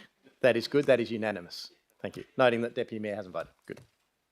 I read my meeting procedures, that little booklet that you did, Mr. Morby. Yep. All right. I don't need to do any balance of reports because we did them all in order, so we've already done that first one. So we'll move on to item 13, reports and consideration. 13.1, the EGM. Councillors, is there a mover of a motion? Councillor Kristovich? Yep, let's just do it properly. Mr. Casual, maybe the microphone. That's it. Sorry about that, yes. I'm happy to move the officer's recommendation. Yeah. Thank you. And is there a seconder for that? Thank you, Councillor Dudak. Is there anyone opposed? Councillor Ree? To clarify that when we were adopting it, for example, some of these motions that were put by members of the public, that you're actually, as a council, we're actually endorsing the recommendation by the staff. Yeah. That's correct? Yeah. Well, then I'm opposed. Sure. Okay, so as in you just want to vote opposed or you want to debate? Some of the items that actually discussed there, I'd like to raise and have debated on the council table. Sure. So would you like to do that separately through a notice of motion at the end of the night? I don't think so. I think that's where you normally would debate them, wouldn't you? Sure. So one of the reasons I Sorry. sent the email out today about these is they're quite an unusual situation because motions from an EGM are non-binding on council. So there's a very small amount of information given by officers and normally a recommendation that it's either currently in process or it forms part of another policy or maybe that it's not supported because it's different than our normal process. And I send an email out to councillors. We do the same every year. You can pull each item out. If you've got separate, pull them out and we'll put the others forward. But one of the reasons it's hard to do it on the night is because if you want to put a separate motion up, for us to debate and vote against it, council has no real information on that. So that's why normally you'd put a separate notice of motion. But let's see, which ones would you like to pull out and we'll work through them. I believe that. I thought the intent under the Local Government Act that when the electors have a motion, that motion is then debated on council. No, it's the opposite. It's do debated. It's a motion that electors put up. It's a viewpoint of theirs. It doesn't just because one elector, for example, or maybe there's a group of electors have a viewpoint on something, doesn't change the direction or strategic direction of council. That's up to council to make that decision. But you can put forward a notice of motion on any of those if you think it should be going one way or the other. But I don't know which ones you're talking about at the moment. So there's several there. Is there one particular one you would like to pull out? Well, if that's the case, that the council doesn't want to sit there and debate any of those, and there's only. Well, we might be able to. I'm just making a point. I'm happy to go that way then and put them all up as different motions. Well, how many are there? I think I'm still unaware. I don't know what we're talking about here. There's several motions there. So let's go, councillor. If you've got other ones. No, I'll do it like you want. I'll put it up separate. Yep. Okay. So is there anyone opposed to this? No. Then we will put that to the vote. Yep, that's okay. Yep, and Deputy Mayor is still out of the room. That is approved. 13.2, changes to committee membership and reaffirmation of presiding and deputy members. I did think this was very convoluted until I read the reasoning behind it. Councillor Kristovich, you're moving that motion. Councillor Giudice has seconded that motion. Is there anyone opposed? A lot of words for a simple swap, wasn't it? Good, I'll put that motion. Thank you, and that motion is carried unanimous, noting again, Deputy Mayor still out of the room. 13.3, Community Grants Program, 3 large grants. First of all, will there be any discussion on any of these? If not, if I can have a mover of a motion. Moved Councillor Papard, seconded Councillor Hatton, and we can go to the vote, please.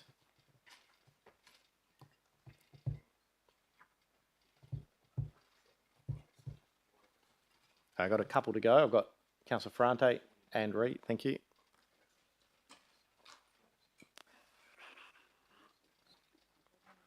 Councillor Ferrante. Thank you. That is unanimous. Item 13.4, the CEUF opportunities. Councillor Lagan. Mr Mayor, I have an alternative recommendation.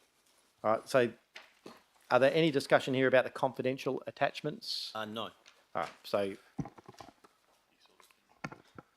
no. So we'll go. Well, I need a motion. So, What's your motion? What's your motion? I'll read the motion and the reasons. So my alternative is that council does not support heat pumps as the preferred renewable heating option for Stirling Leisure Inglewood at this point in time, and that the heating options for the facility be reviewed in 24 months' time. The reasons are to allow greater clarification of all element costs of the suggested heat pumps for elected members, including real-world gas and electricity costs and project cost variations over future years. And the second reason is to allow our expenditure on a state-of-the-art gas heating system at Inglewood Pools, which is just built, to be fully utilised to its full ability, followed in 24 months with system additions of the new technology if considered acceptable. Thank you. And Councillor Ree has asked to second that. I'm happy for that to proceed, I guess, because you're either going to support it or you're not. So either way, we can, if there is anyone opposed to this, you can foreshadow the officer's recommendation. Is there anyone opposed to the alt rec? Councillor Proud. I'll foreshadow the original. Yep, that's all right. So Councillor Lagan, do you want to start? Mr. Mayor, I could talk for literally hours on this. We know. And I know you don't want me to, and because I was sick, I wasn't misinformed. I've read this at detail. Look, first of all, I'm not opposing the technology. Just the way the idea of this $5 million project, or a large project, was presented to the council immediately after we'd finished a rebuild of the Inglewood pool system, at which we had built the gas system.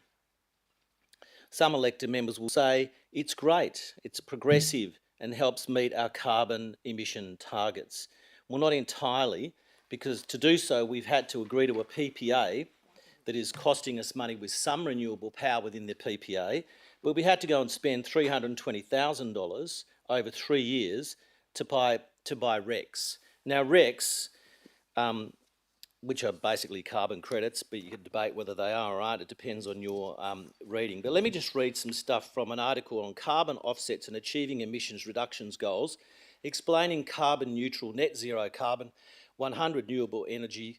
It's from the team Clearloop, and it reads, and this is in relation to the RECs that we are buying over 3 years, on top of the PPA, which already has renewable energy in it because of the provider. And they've stated RECs were originally created as a market signal to show demand for renewable energy for companies. However, they don't have a carbon reduction value added to them. So we've spent $320,000 telling our ratepayers that we bought this because we're getting renewable energy to add to our SEEP. We already bought a PPA that has renewable energy in it that is within our SEEP targets. And we've got targets to get to net zero. Buying RECs to get to net zero is just pretending that we are buying real renewable energy and not using other energy. You're still using electricity. Although the RECs provide important verification for a company's use of clean energy, unbundled RECs may miss the goal of reducing the actual carbon emissions that a company is generating via its electricity usage. Now, I could go on about why I think that the model we have here is unsuitable. The main reason I think it's unsuitable is it was brought late to council. We have an agreement to buy gas. Unfortunately, I do not agree with the figures for gas pricing within the report. The open market price was greatly different to the report price, and the price verification, even in the last month, doesn't match the report price.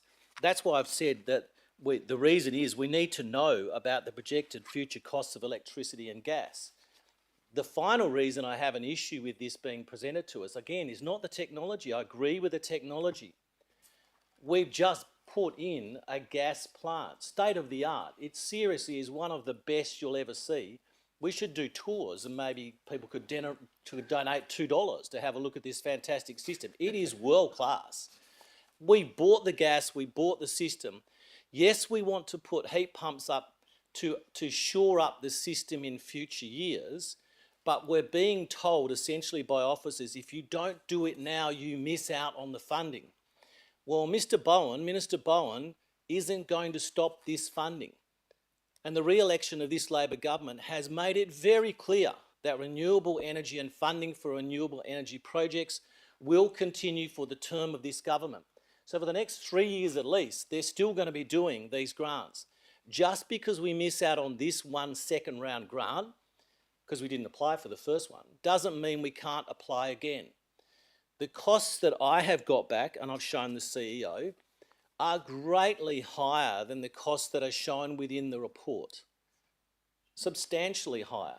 Now, I get that they're higher because of reasons of infrastructure and then reasons of some of the purchases that we've done, but the report gives us a figure that is not a correct figure. Again, that's why my alternative, I've said, to allow us to get greater clarification.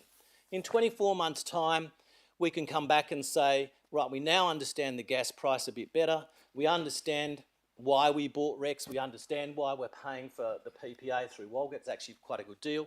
But we don't need both forms of technology sitting at the Inglewood pools just yet. We can get it in the future, and we can wait. Heat pumps aren't going away. The technology is not going away. The grant funding is not going away. About 30 seconds. We need to use the plant that we built, state-of-the-art plant. Use it in line with the gas that we've already agreed to buy. Gas in WA is the cheapest in any state in Australia. You're never going to get it cheaper anywhere else. If we're on the East Coast, because we've had stated to us, but other councils have done this, that's true. They're East Coast councils. Their cost for gas would be 3 times or more than what we're paying in Western Australia. You come out to Again, time, I'm not against the technology. I just think the timing is wrong. Given the build we just did, happy to look at it in 24 months' time. Thanks, Councillor. Councillor Ree? I'd like to agree with everything Councillor Lagan said, but in particular, you know, we're trying to project a sustainable council. We've already won awards for Terry Tarzak Port. We've already sat there and said, this is great. You know, there's no reason we should be reinventing something else. Technology is changing all the time. I think it's also important that we wait, because these pumps aren't going anywhere. And as Councillor Lagan said, we've already got the funding, we've already got the pumps, we've already got the gas. Why don't we use what we've got? It seems so silly that we're not doing what we've got. And we can make sure that we actually show how good it is, what we've got, before we go to the next stage. And you don't know what will be in the future. We've already heard what's happening with geotech. We already know with our different pools and everything. So let's just stay where we are and have a look at the landscape, because it is changing. And don't forget, the government is changing. Thanks, Councillor. I do just want to highlight that, and it's entirely up to Council what they decide to do, but I think we can't say it's silly. It is. Heat pumps on the hierarchy through the Strategic Energy Action Plan are shown to be supported by this Council. It's entirely up to Council. They don't wish to go there yet, but I think you can't say it's more sustainable to have gas. That's all. Councillor Proud, I've got you. Is that right? And then I've got you, Deputy I'm just going to foreshadow the original. I would need to go through all the figures on all the information we've had from Mr. Kellock over the last couple of weeks on this. So I'm not going to talk ad nauseum about it. I'm just going to vote against this, and if it loses, well, then the foreshadowed would get up. Sure. Deputy Mayor. And thank you, Councillor Proud, for that. Again, I definitely do not support this. I support the original recommendation that was adopted. We have been through this ad nauseum, and to me, this is just, I don't know what this is, having a dig at officers, or I don't really. Point of order, Mr. Mayor. This is not a dig at officers. I retract. I take that back.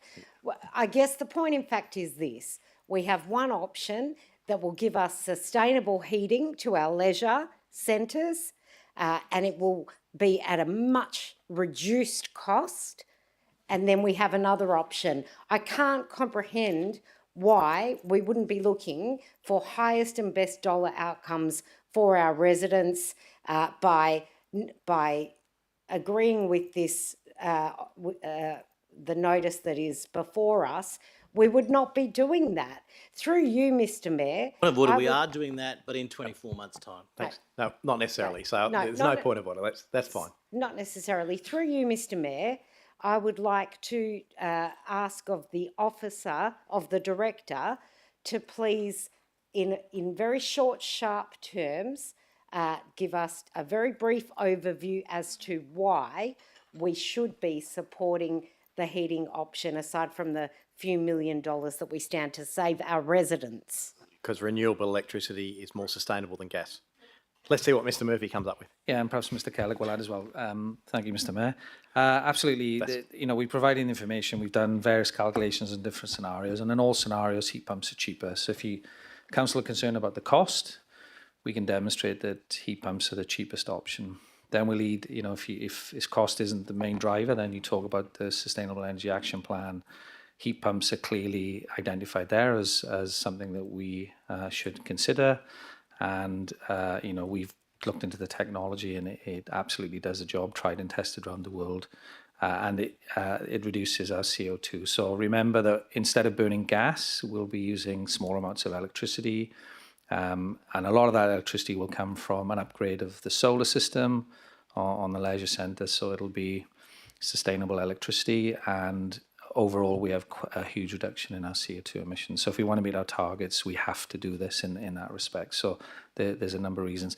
If I just touch on the gas boilers, it's true that as part of all the works we do to Inglewood, we've upgraded the boilers, just as good practice. They were never intended to be the sole source of heating or of the either the air or the water. They're always intended to be a backup system should it be required for whatever we installed in terms of heat pumps or geothermal. So they're always intended that. So we just upgraded them as good practice to make them more efficient for when we needed them. And we will be, whatever we decide, or whatever council decides tonight, we will be a couple of years off before we install heat pumps anyway, and through the process of applying for the application, etc. Thank you very much for that. So just to clarify, and I'm in my mind at this time are the residents who email me at 5:30 in the morning from their morning swim at Terry Tyzack, which they're very excited to do. In fact, they line up, and if it's half a degree or heaven forbid a whole degree out, I hear about it straight away at that time.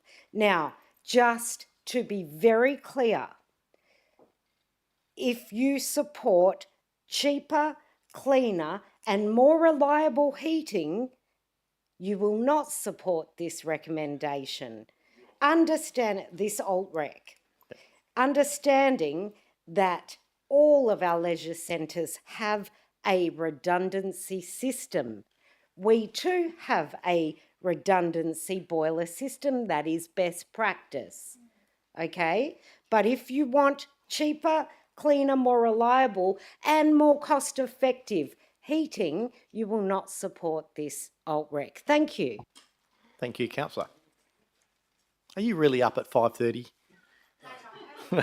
I've got Councillor Ferranti and then I think Councillor Christovich.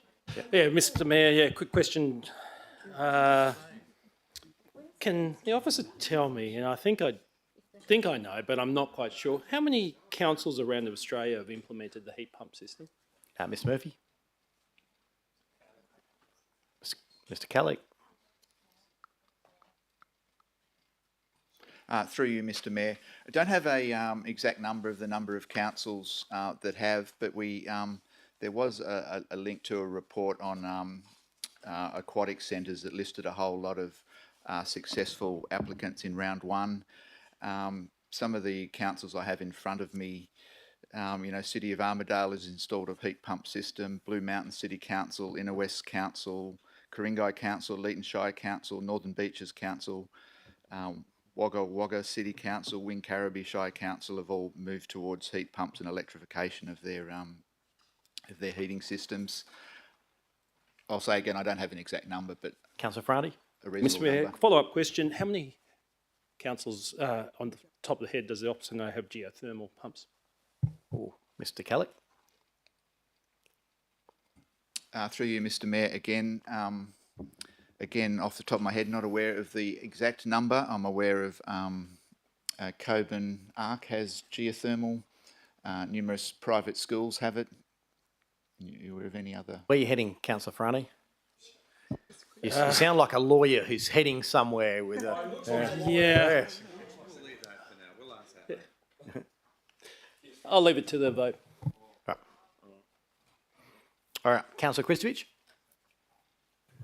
Thank you very much, Mr Mayor. Look, obviously this issue has been debated at length prior to coming to council here today, and we've been given a lot of information, and my personal view, albeit that Councillor Lagan gave a long and wordy assessment on what his views were, I don't know that we can hold this over for 24 months on the back of one speech without any additional information that's been given to us. And I think that's quite a dangerous decision. So from my perspective, it's either you support this original recommendation or you defer this and get further information and discuss it, because I think it's a big decision to say you're not going to do anything for another 2 years. And I think that's the wrong way to go, based on the fact that we have been given a lot of information. The report is quite extensive. It gives a lot of information there. So unless you're saying that the information in the report is wrong, unless you're saying the information is misleading, then you need to take it on face value. And we've had that discussion with the officers to get the details around this particular issue. And as the Deputy Mayor said, there's so many reasons why we should be supporting this. I understand we've invested in gas, but as we've heard previously from the Directorate, is that the gas would still be there. It's still needed as part of the heat pump process. So the investment in gas is not going anywhere. Even if we do heat pumps in 2 years' time, the gas system will still be there. It'll still need to be upgraded. It'll still need to be running. So I'm not sure why we would defer the opportunity for saving money and for getting a more efficient system if the information in the report is accurate. And if it's not, then that information should have come to light prior to this meeting and it should have been discussed in further detail. So I think it would be irresponsible of us not to support this recommendation without an alternative of deferring this until further discussion or further information. So from that perspective, I will be supporting it unless, like I said, someone defers it further down the track. Thank you. Look, in defence of Councillor Lager, I would never call him wordy. Articulate, eloquent. Yeah, a word is a bit rough, I think. Yeah. Councillor Hatton. Thanks, Mr Mayor. I listened diligently and enthusiastically to Councillor Lagan's speech. He always seems to enlighten me with information that I didn't previously know. I'd just like to address the officers in their report, but I do sort of question why we got the 6 new boilers, and I question the premise of why we are going into heat pumps, and I want to know and ask through the officers, is the premise mainly related to the SEEP and the REX and the WALGA agreement? And secondly, if we go forward with this amendment of delaying it or the postponing it, then are we going to be affected with our agreement with WALGA, and can we get the REX from somewhere else? Mr Kelly. Through you, Mr Mayor, so yes, it is related to the SEEP, but as mentioned earlier, the heat pumps will supply cleaner and cheaper energy. The cost comparisons suggest with the funding we're referring to tonight, the payback period can be as short as 5 years, or a range of 5 to 8 years, and the opportunity to save $3 to $7 million over the 20-year period. And even without the funding, the heat pumps on their own are looking at a payback period of 10 to 17 years with savings of $0.9 to $4.9 million, and also a dramatic reduction in CO2. So it's cheaper energy. It has a reasonably short payback period, particularly with the funding, and it's a non-fossil fuel. It's not fossil fuel. I hope I've answered your question there. Through Mr. Mayor, just to summarise that, if I say that again, Mr. Mayor, if I can, it is true that we've explored heat pumps because of the Sustainable Energy Action Plan, but whether that's something that's important to you or not, this is a cheaper way of heating the pool. And Mr. Kellick's outlined that, provided all the information. So it's a cheaper way of doing it anyway. It's better than gas, for not just for CO2 reasons, but also for cost. So it's the cheaper option. The deferring it for 24 months risks losing the grant. There is an opportunity to apply for a grant. There's been some commentary that the grant funding will continue, but we don't know that at the moment. We would risk losing the grant funding, which would pay for half the installation. But even if we don't get the grant funding, it's still cheaper than continuing to use gas. So on all levels, switching to heat pumps is by far the cheapest option. And Mr. Kellick's provided. Can I have a follow-up question before I get Councillor Hatton back, just to clarify something for myself, just come out for those ones? If it's the best option, the cheapest option, it aligns with the seat, why wasn't it the first option, Mr Murphy? So I'm not sure I totally understand the question. I mean, it's the option we recommended for those reasons. If the pool has only just been built, I think, so hearing some councillors' concerns, we've invested close to $20 million on a brand new facility. If heat pumps are the best option to heat a pool, if they're the most sustainable option to heat a pool, if they align with the City of Stirling's strategic direction and the Strategic Energy Action Plan, why weren't they the first option to put in the pool? Okay, Like, why didn't it just get built with heat pumps? Yeah, so it wasn't a part of the scope of that original phase. It was always part of the next scope. So the upgrades to the pool, the changes already made. I did not understand. So include let the me heating. clarify though. Yeah. So a heating model had to be the scope. So why did in the original scope officers decide let's use the second best non-sustainable option as the heating source? It's the issue that's sitting here. It's not. I don't think anyone doesn't support it, but I'm just trying to cut to the chase of what they're asking. Why wasn't it implemented? Like, why are we now getting to the stage like we're using the best option as a band-aid fix on the second best option? I suppose a few reasons. One, it does take time to do the work on migrating to heat pumps. Again though, we had over 2 years. Well, where the pool wasn't commissioned. And the other reason is that we would always need gas as a backup. So there's already gas heating in there. We've upgraded the gas heating because we'd always require it as a backup. I won't get involved in the debate. Yeah. It's only this building doesn't have gas backup. It has a generator backup. Like electricity it uses electricity. Yeah, not gas.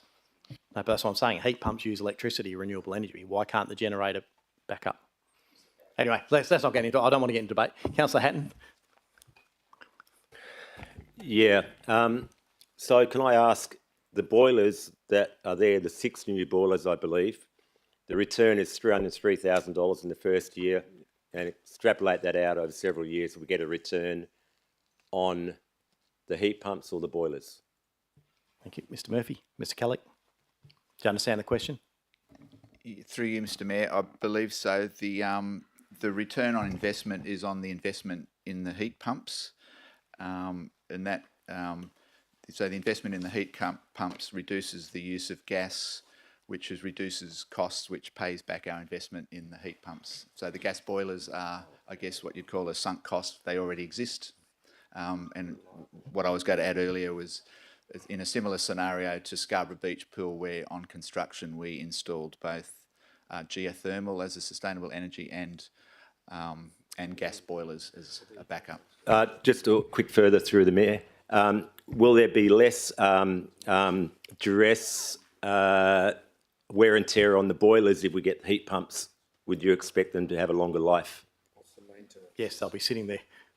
Mr McKellar. Well, they're being used in unison, aren't they?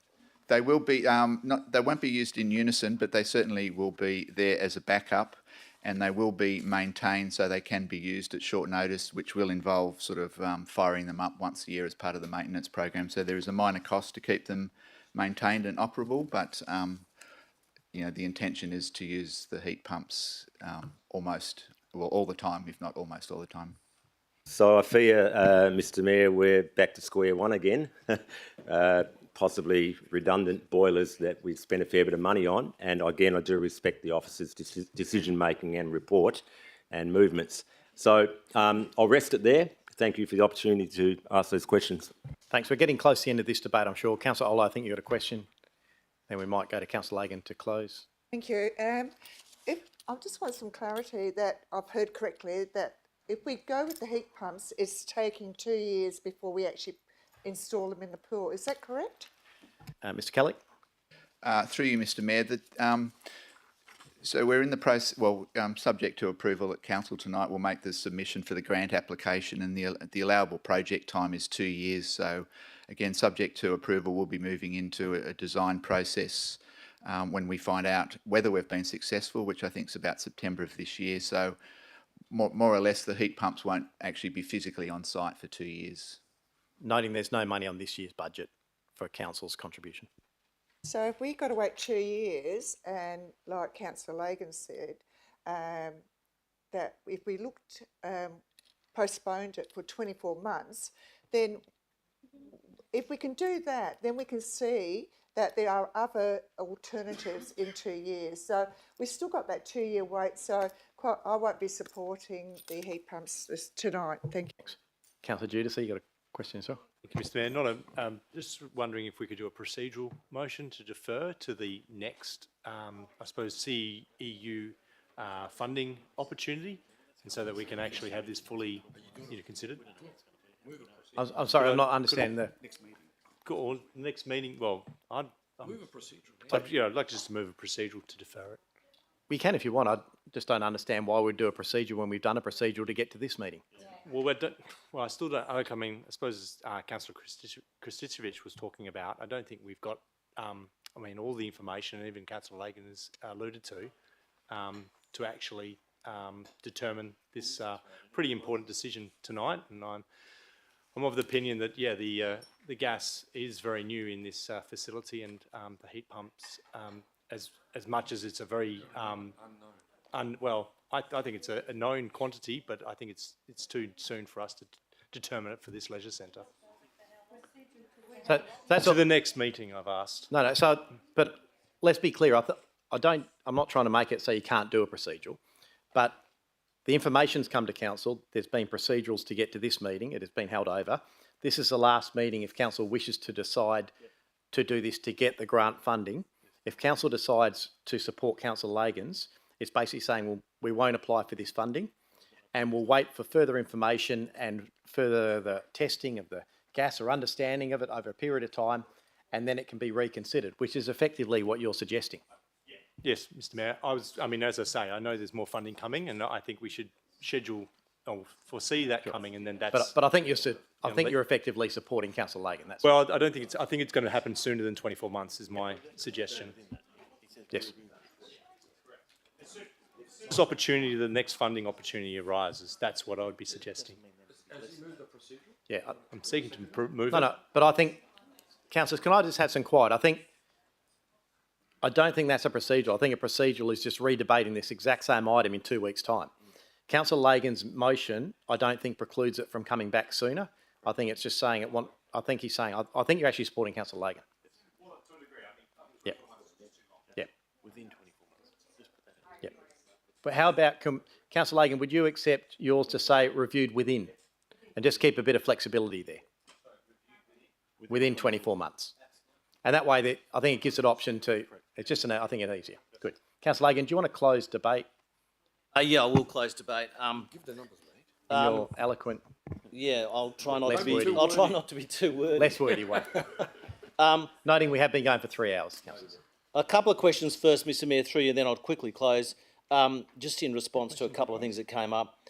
Through you to the officers. So I'm hearing that the officers have been told that there will be no other chance for us to apply for grant funding. For So, councillor, let's get it, because I know how you do it. I don't think the officers have said that. You're not supposed to have questions in the final close because you're introducing new information. I have intimated that it's a lost opportunity, and if you don't jump on this, it's gone. This one, but I think everyone acknowledges there will possibly be other opportunities we don't quite know of. Yeah. Okay. So I think you can say that. Let's just say it. Okay. Yeah? So just to clarify, and I went through these numbers with the CEO. I asked specific questions of officers. It took a month to get answers to these specific questions. It was about the cost of heat pumps, the cost of solar, the cost of new management and computing and wiring, the cost of power units, the cost of a shed to cover the array because they have to be covered, the cost of new power expenses over 20 years, the project management costs, the project annual maintenance costs.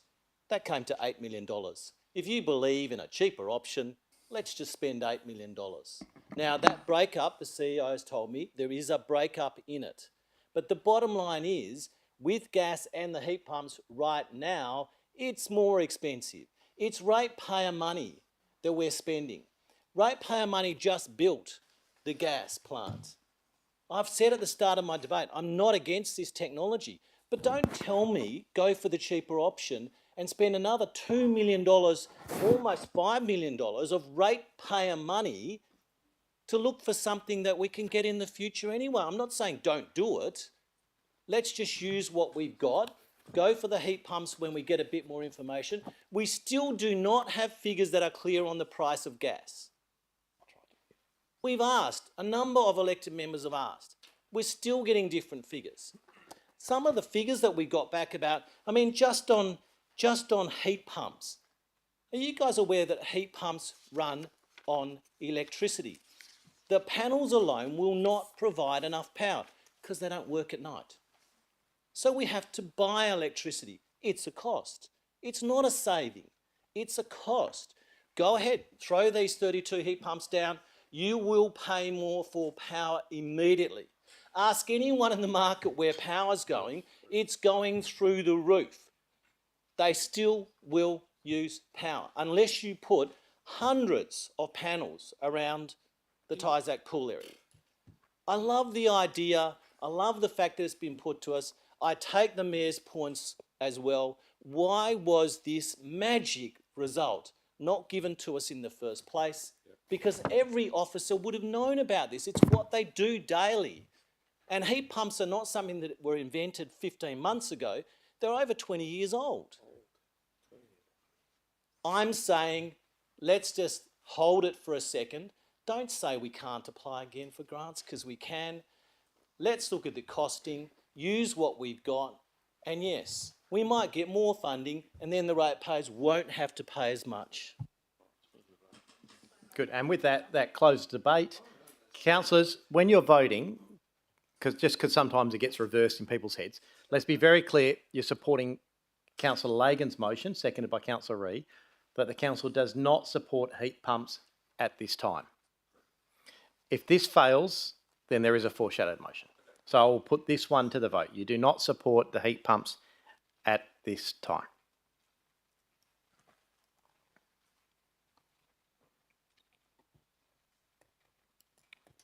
Thank you, councillors. That motion is carried. All right, so Councillor Dudak, Ferrani, Judici, Hatton, Christovich, Lagan, Olo, Perkoff and Ree, and against Crowdo, Migdal, Papard, Proud and myself. Councillors, will go on to item 14, notice of motion for consideration. 14.1, proposed notice of motion, Councillor Olo, BB Courts. Thank you. I accept the notice of motion recommendation on page 170. Thank you. Councillor Ree has seconded that. Is anyone opposed? Happy for a report on basketball? Good. Put that to the vote, councillors. And that motion is, Councillor, is unanimous. Item 14.2, proposed notice of motion, Councillor Christovich. Just your microphone, thanks.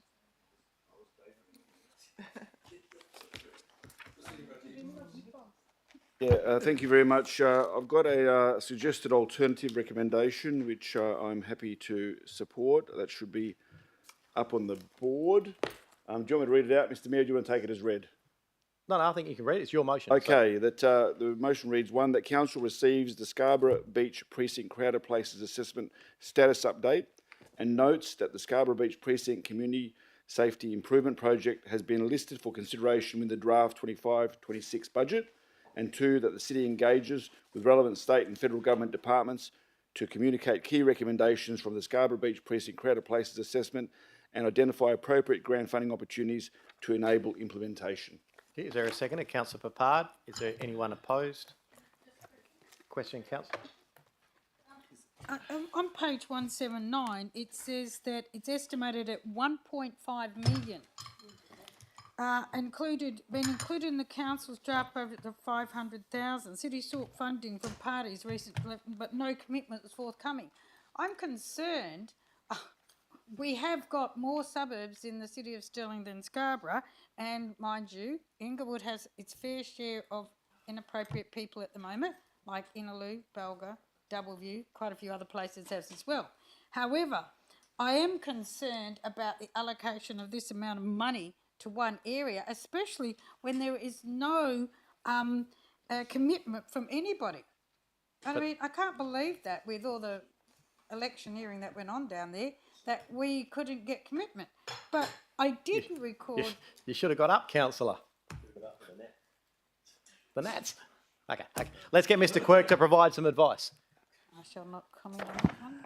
Through you, Mr Mayor, importantly, Scarborough Beach Precinct is the only location identified as a crowded place in the city.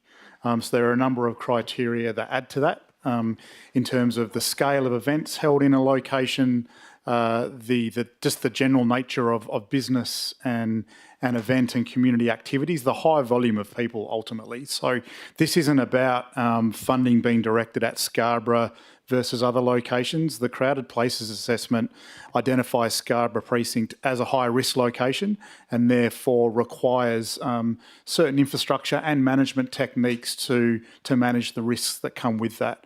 The way the budget has been structured is the estimated cost to implement all of the crowded places recommendations is $1.5 million. We have identified the use of $500,000 reserve funds, awaiting $1 million through external funds, which aligns with the second recommendation from Councillor Kristovich. Obviously, the option is there for Council if we don't obtain those external funds to still proceed with $500,000 worth of the crowded places works, or to postpone those works until we do obtain that external funding. And I think, can I just further that? I think it's important to note that the majority of this motion is about accepting the report on the crowded places assessment, noting that Scarborough is a registered tourism precinct. Similar things are happening, for example, over in Inglewood at Beaufort Street, with significant events like the markets are held, about working out where those main pedestrian areas are. So the crowded places isn't about community safety in terms of removing community safety teams from other areas or CCTV trailers or any of that. This is about things like bollards to protect those significant pedestrian areas from cars being able to enter those precincts. Mr Mayor, through you, I do believe that is true. All the events are down there, so all the people are down there and all the crowded events are down there. We could share that, but anyway, that's still another story. So approving this 1 and 2 would actually mean that we are agreeing that the council, that 500,000 is included in the council's draft budget. Shouldn't that actually be a recommendation rather than somewhere in the document that people may have not have read? No, so I think it's really clear. So the council receives the crowded places assessment and notes that there is a cost attached to it. Then it actually says that 500,000 will be listed for consideration within the draft, or that the project will be listed for consideration. It's up to council during the draft budget process whether you put that money on. You may well decide not to put that money on and remove it out of the budget this year, and it won't happen unless funding is forthcoming. But what I'm saying is, by actually agreeing to this report... Councillors, can we just have a bit of quiet? In order to agree with this report, we're actually agreeing that $500,000 goes on the council's draft budget. Isn't that true? Yeah, for consideration.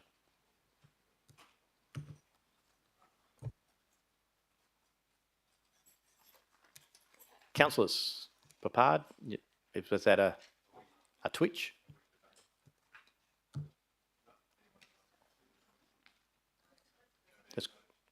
Did you have a question? No? No. Is there anyone opposed? No? Okay, so we're happy to put it to the vote.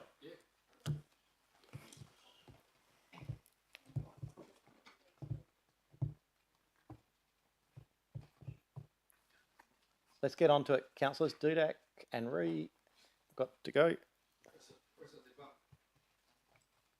Councillor Ree. That is unanimous. Thank you, councillors.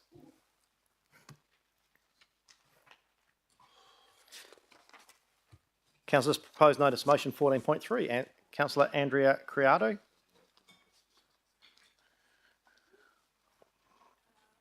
Just your mic. Thanks, Councillor. Sorry.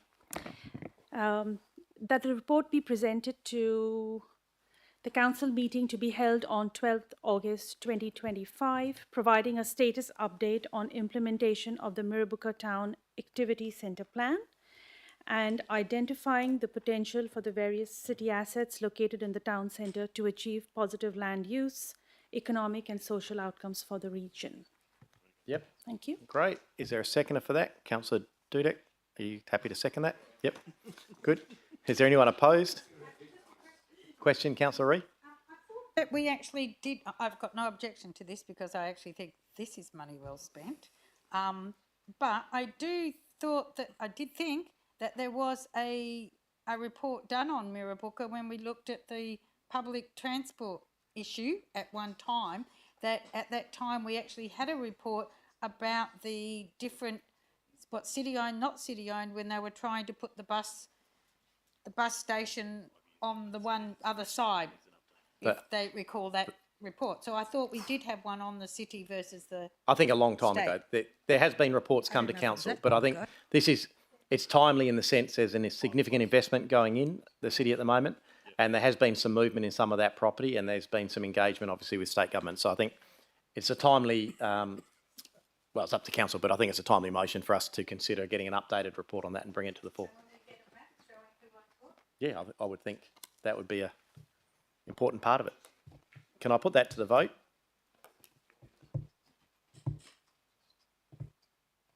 And that's unanimous. Thank you, councillors. Item 14.4, there is an alternative rec. I won't step out of the chair for this. I will ask Councillor Kristovich. I will say that the recommendation in the report certainly did not address the intent of what I was suggesting, and I certainly am not suggesting we spend a significant amount of money on checking cars in local centres. Councillor Kristovich. Thank you very much, Mr Mayor. The alternative recommendation I want to move is that a confidential report be presented to Council on options to provide public parking to support the local shops at Scarborough Beach Road West area. Thank you. Councillor Ree is happy to second that. Because it'll involve a report on the actual site areas and potential land acquisition. Councillor Giudice? Just so now it's only going to be Scarborough Beach Road West area. I mean, I was supportive of, I suppose, receiving, improvement of parking outcomes across our whole council. Is there any rationale for that to be localised? I think that can be done anyway. I think my issue is, again, I don't want to get into the debate, but my issue was, it was exactly that, a high-level report about which ones are struggling, which ones aren't, but a report that basically said no local centres have any problems and we'll get a consultant to spend $150,000 and count cars is not the outcome. So will I get an understanding of for the whole of our local centres and the parking, or as a result of this alternative motion? Probably not. Would that be fair to say?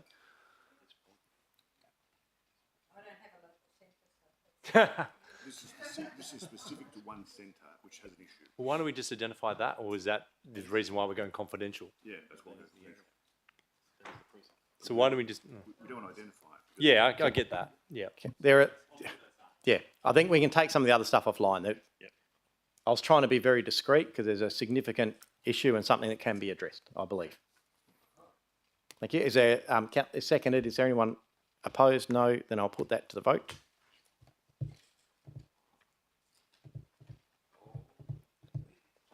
Thank you. That's unanimous. 14.5. Councillor Perkov, you have a motion. Thanks, Mayor Irwin. I think there's somewhere out of the blue this alt rec popped up, and I'm a little bit confused. Thanks. Thanks for speaking for me, Councillor Kristovich. I think the officers were trying to help you, saying it's a great idea, but we could also look at ensuring we expand. Yeah, I thought the officers wrote the first bit in. Okay, I'm happy to go with the suggested alt rec, Mayor Irwin. I would think you wrote the first bit. It's your motion. Yes. Oh no, we had some interference with this one, Mayor Irwin. I can tell you this. But anyway. All right. So Councillor Kristovich has seconded it. We're voting on the one in red. Is there anyone opposed? Council consider inclusion. Yep. That the city presents a citywide trial program. Do you need to know the reason why, Mr. Mayor? No, I think it's quite clear. Councillor Hatton, you got a question? Yeah, on part two of that, would it be? I don't understand what citywide means. Citywide trial program. Could that be explained? What it means? Obviously, there's been All right. fantastic investment in Lake Gwelup. Yes. The councillors identified that Trig bushland. That is the reason. I think what the officers have said, look, it's been so successful. It's a great idea, Councillor Perkov. Why don't we make sure that we get more information about those other places like Cottonwood Reserves or trails around Star Swamp or Herdsman Lake? Mr. Mayor, it's not only that Trig bushland was identified because Lake Gwelup was so great, it's because it's all faded and gone. Yes. They just need doing. Yeah. Okay, thank you. Yeah. No, I think you can debate each other in agreement, but... Yeah. Can I put that to the vote?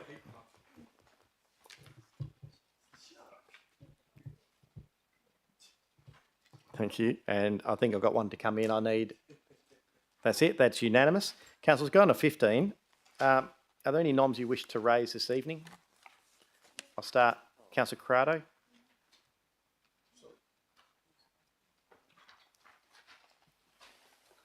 Don't need the reasons. Just read the type text Yes. out. Yep. That a report be presented to the council meeting to be held on 1st of July 2025, identifying the proposed timeframes for planned upgrades to the Sterling Leisure Centre in Balga to enable consideration within the city's forward capital works programs and long-term financial plan. Include heat pumps. Thank you. And going around the table, just show me your hand if you've got a nom. Councillor Kristovich was the next then.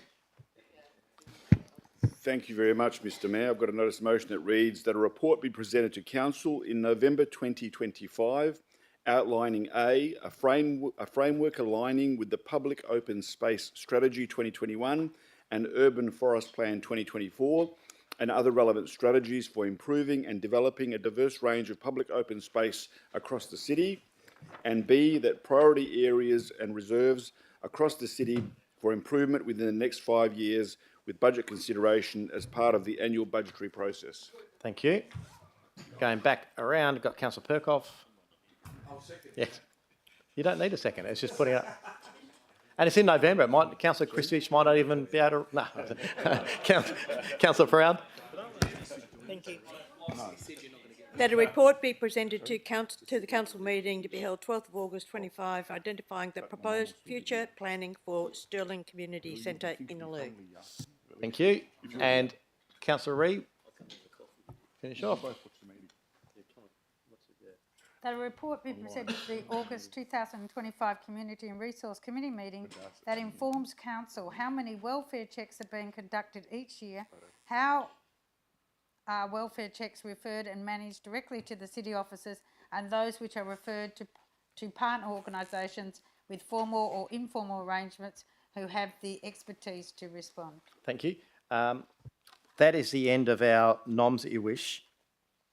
Can I just rule, we have exceeded our times. I will just rule to extend as we still have a confidential item, very important one to get through before anyone decides to pack their bags. So I'll just rule to extend so we can finish the meeting. Questions by members of which due notice will be given. I have nil at 16. At 17, I have no new business of an urgent nature. We do have item 18, matters behind closed doors. Before I go to this one, I will bid good night to those. This is the end of the meeting for those viewers on the live stream viewing at home. We'll see you next time. We have one confidential staffing item to consider now. We'll ask for the room to be cleared. I'll ask for a motion first. So.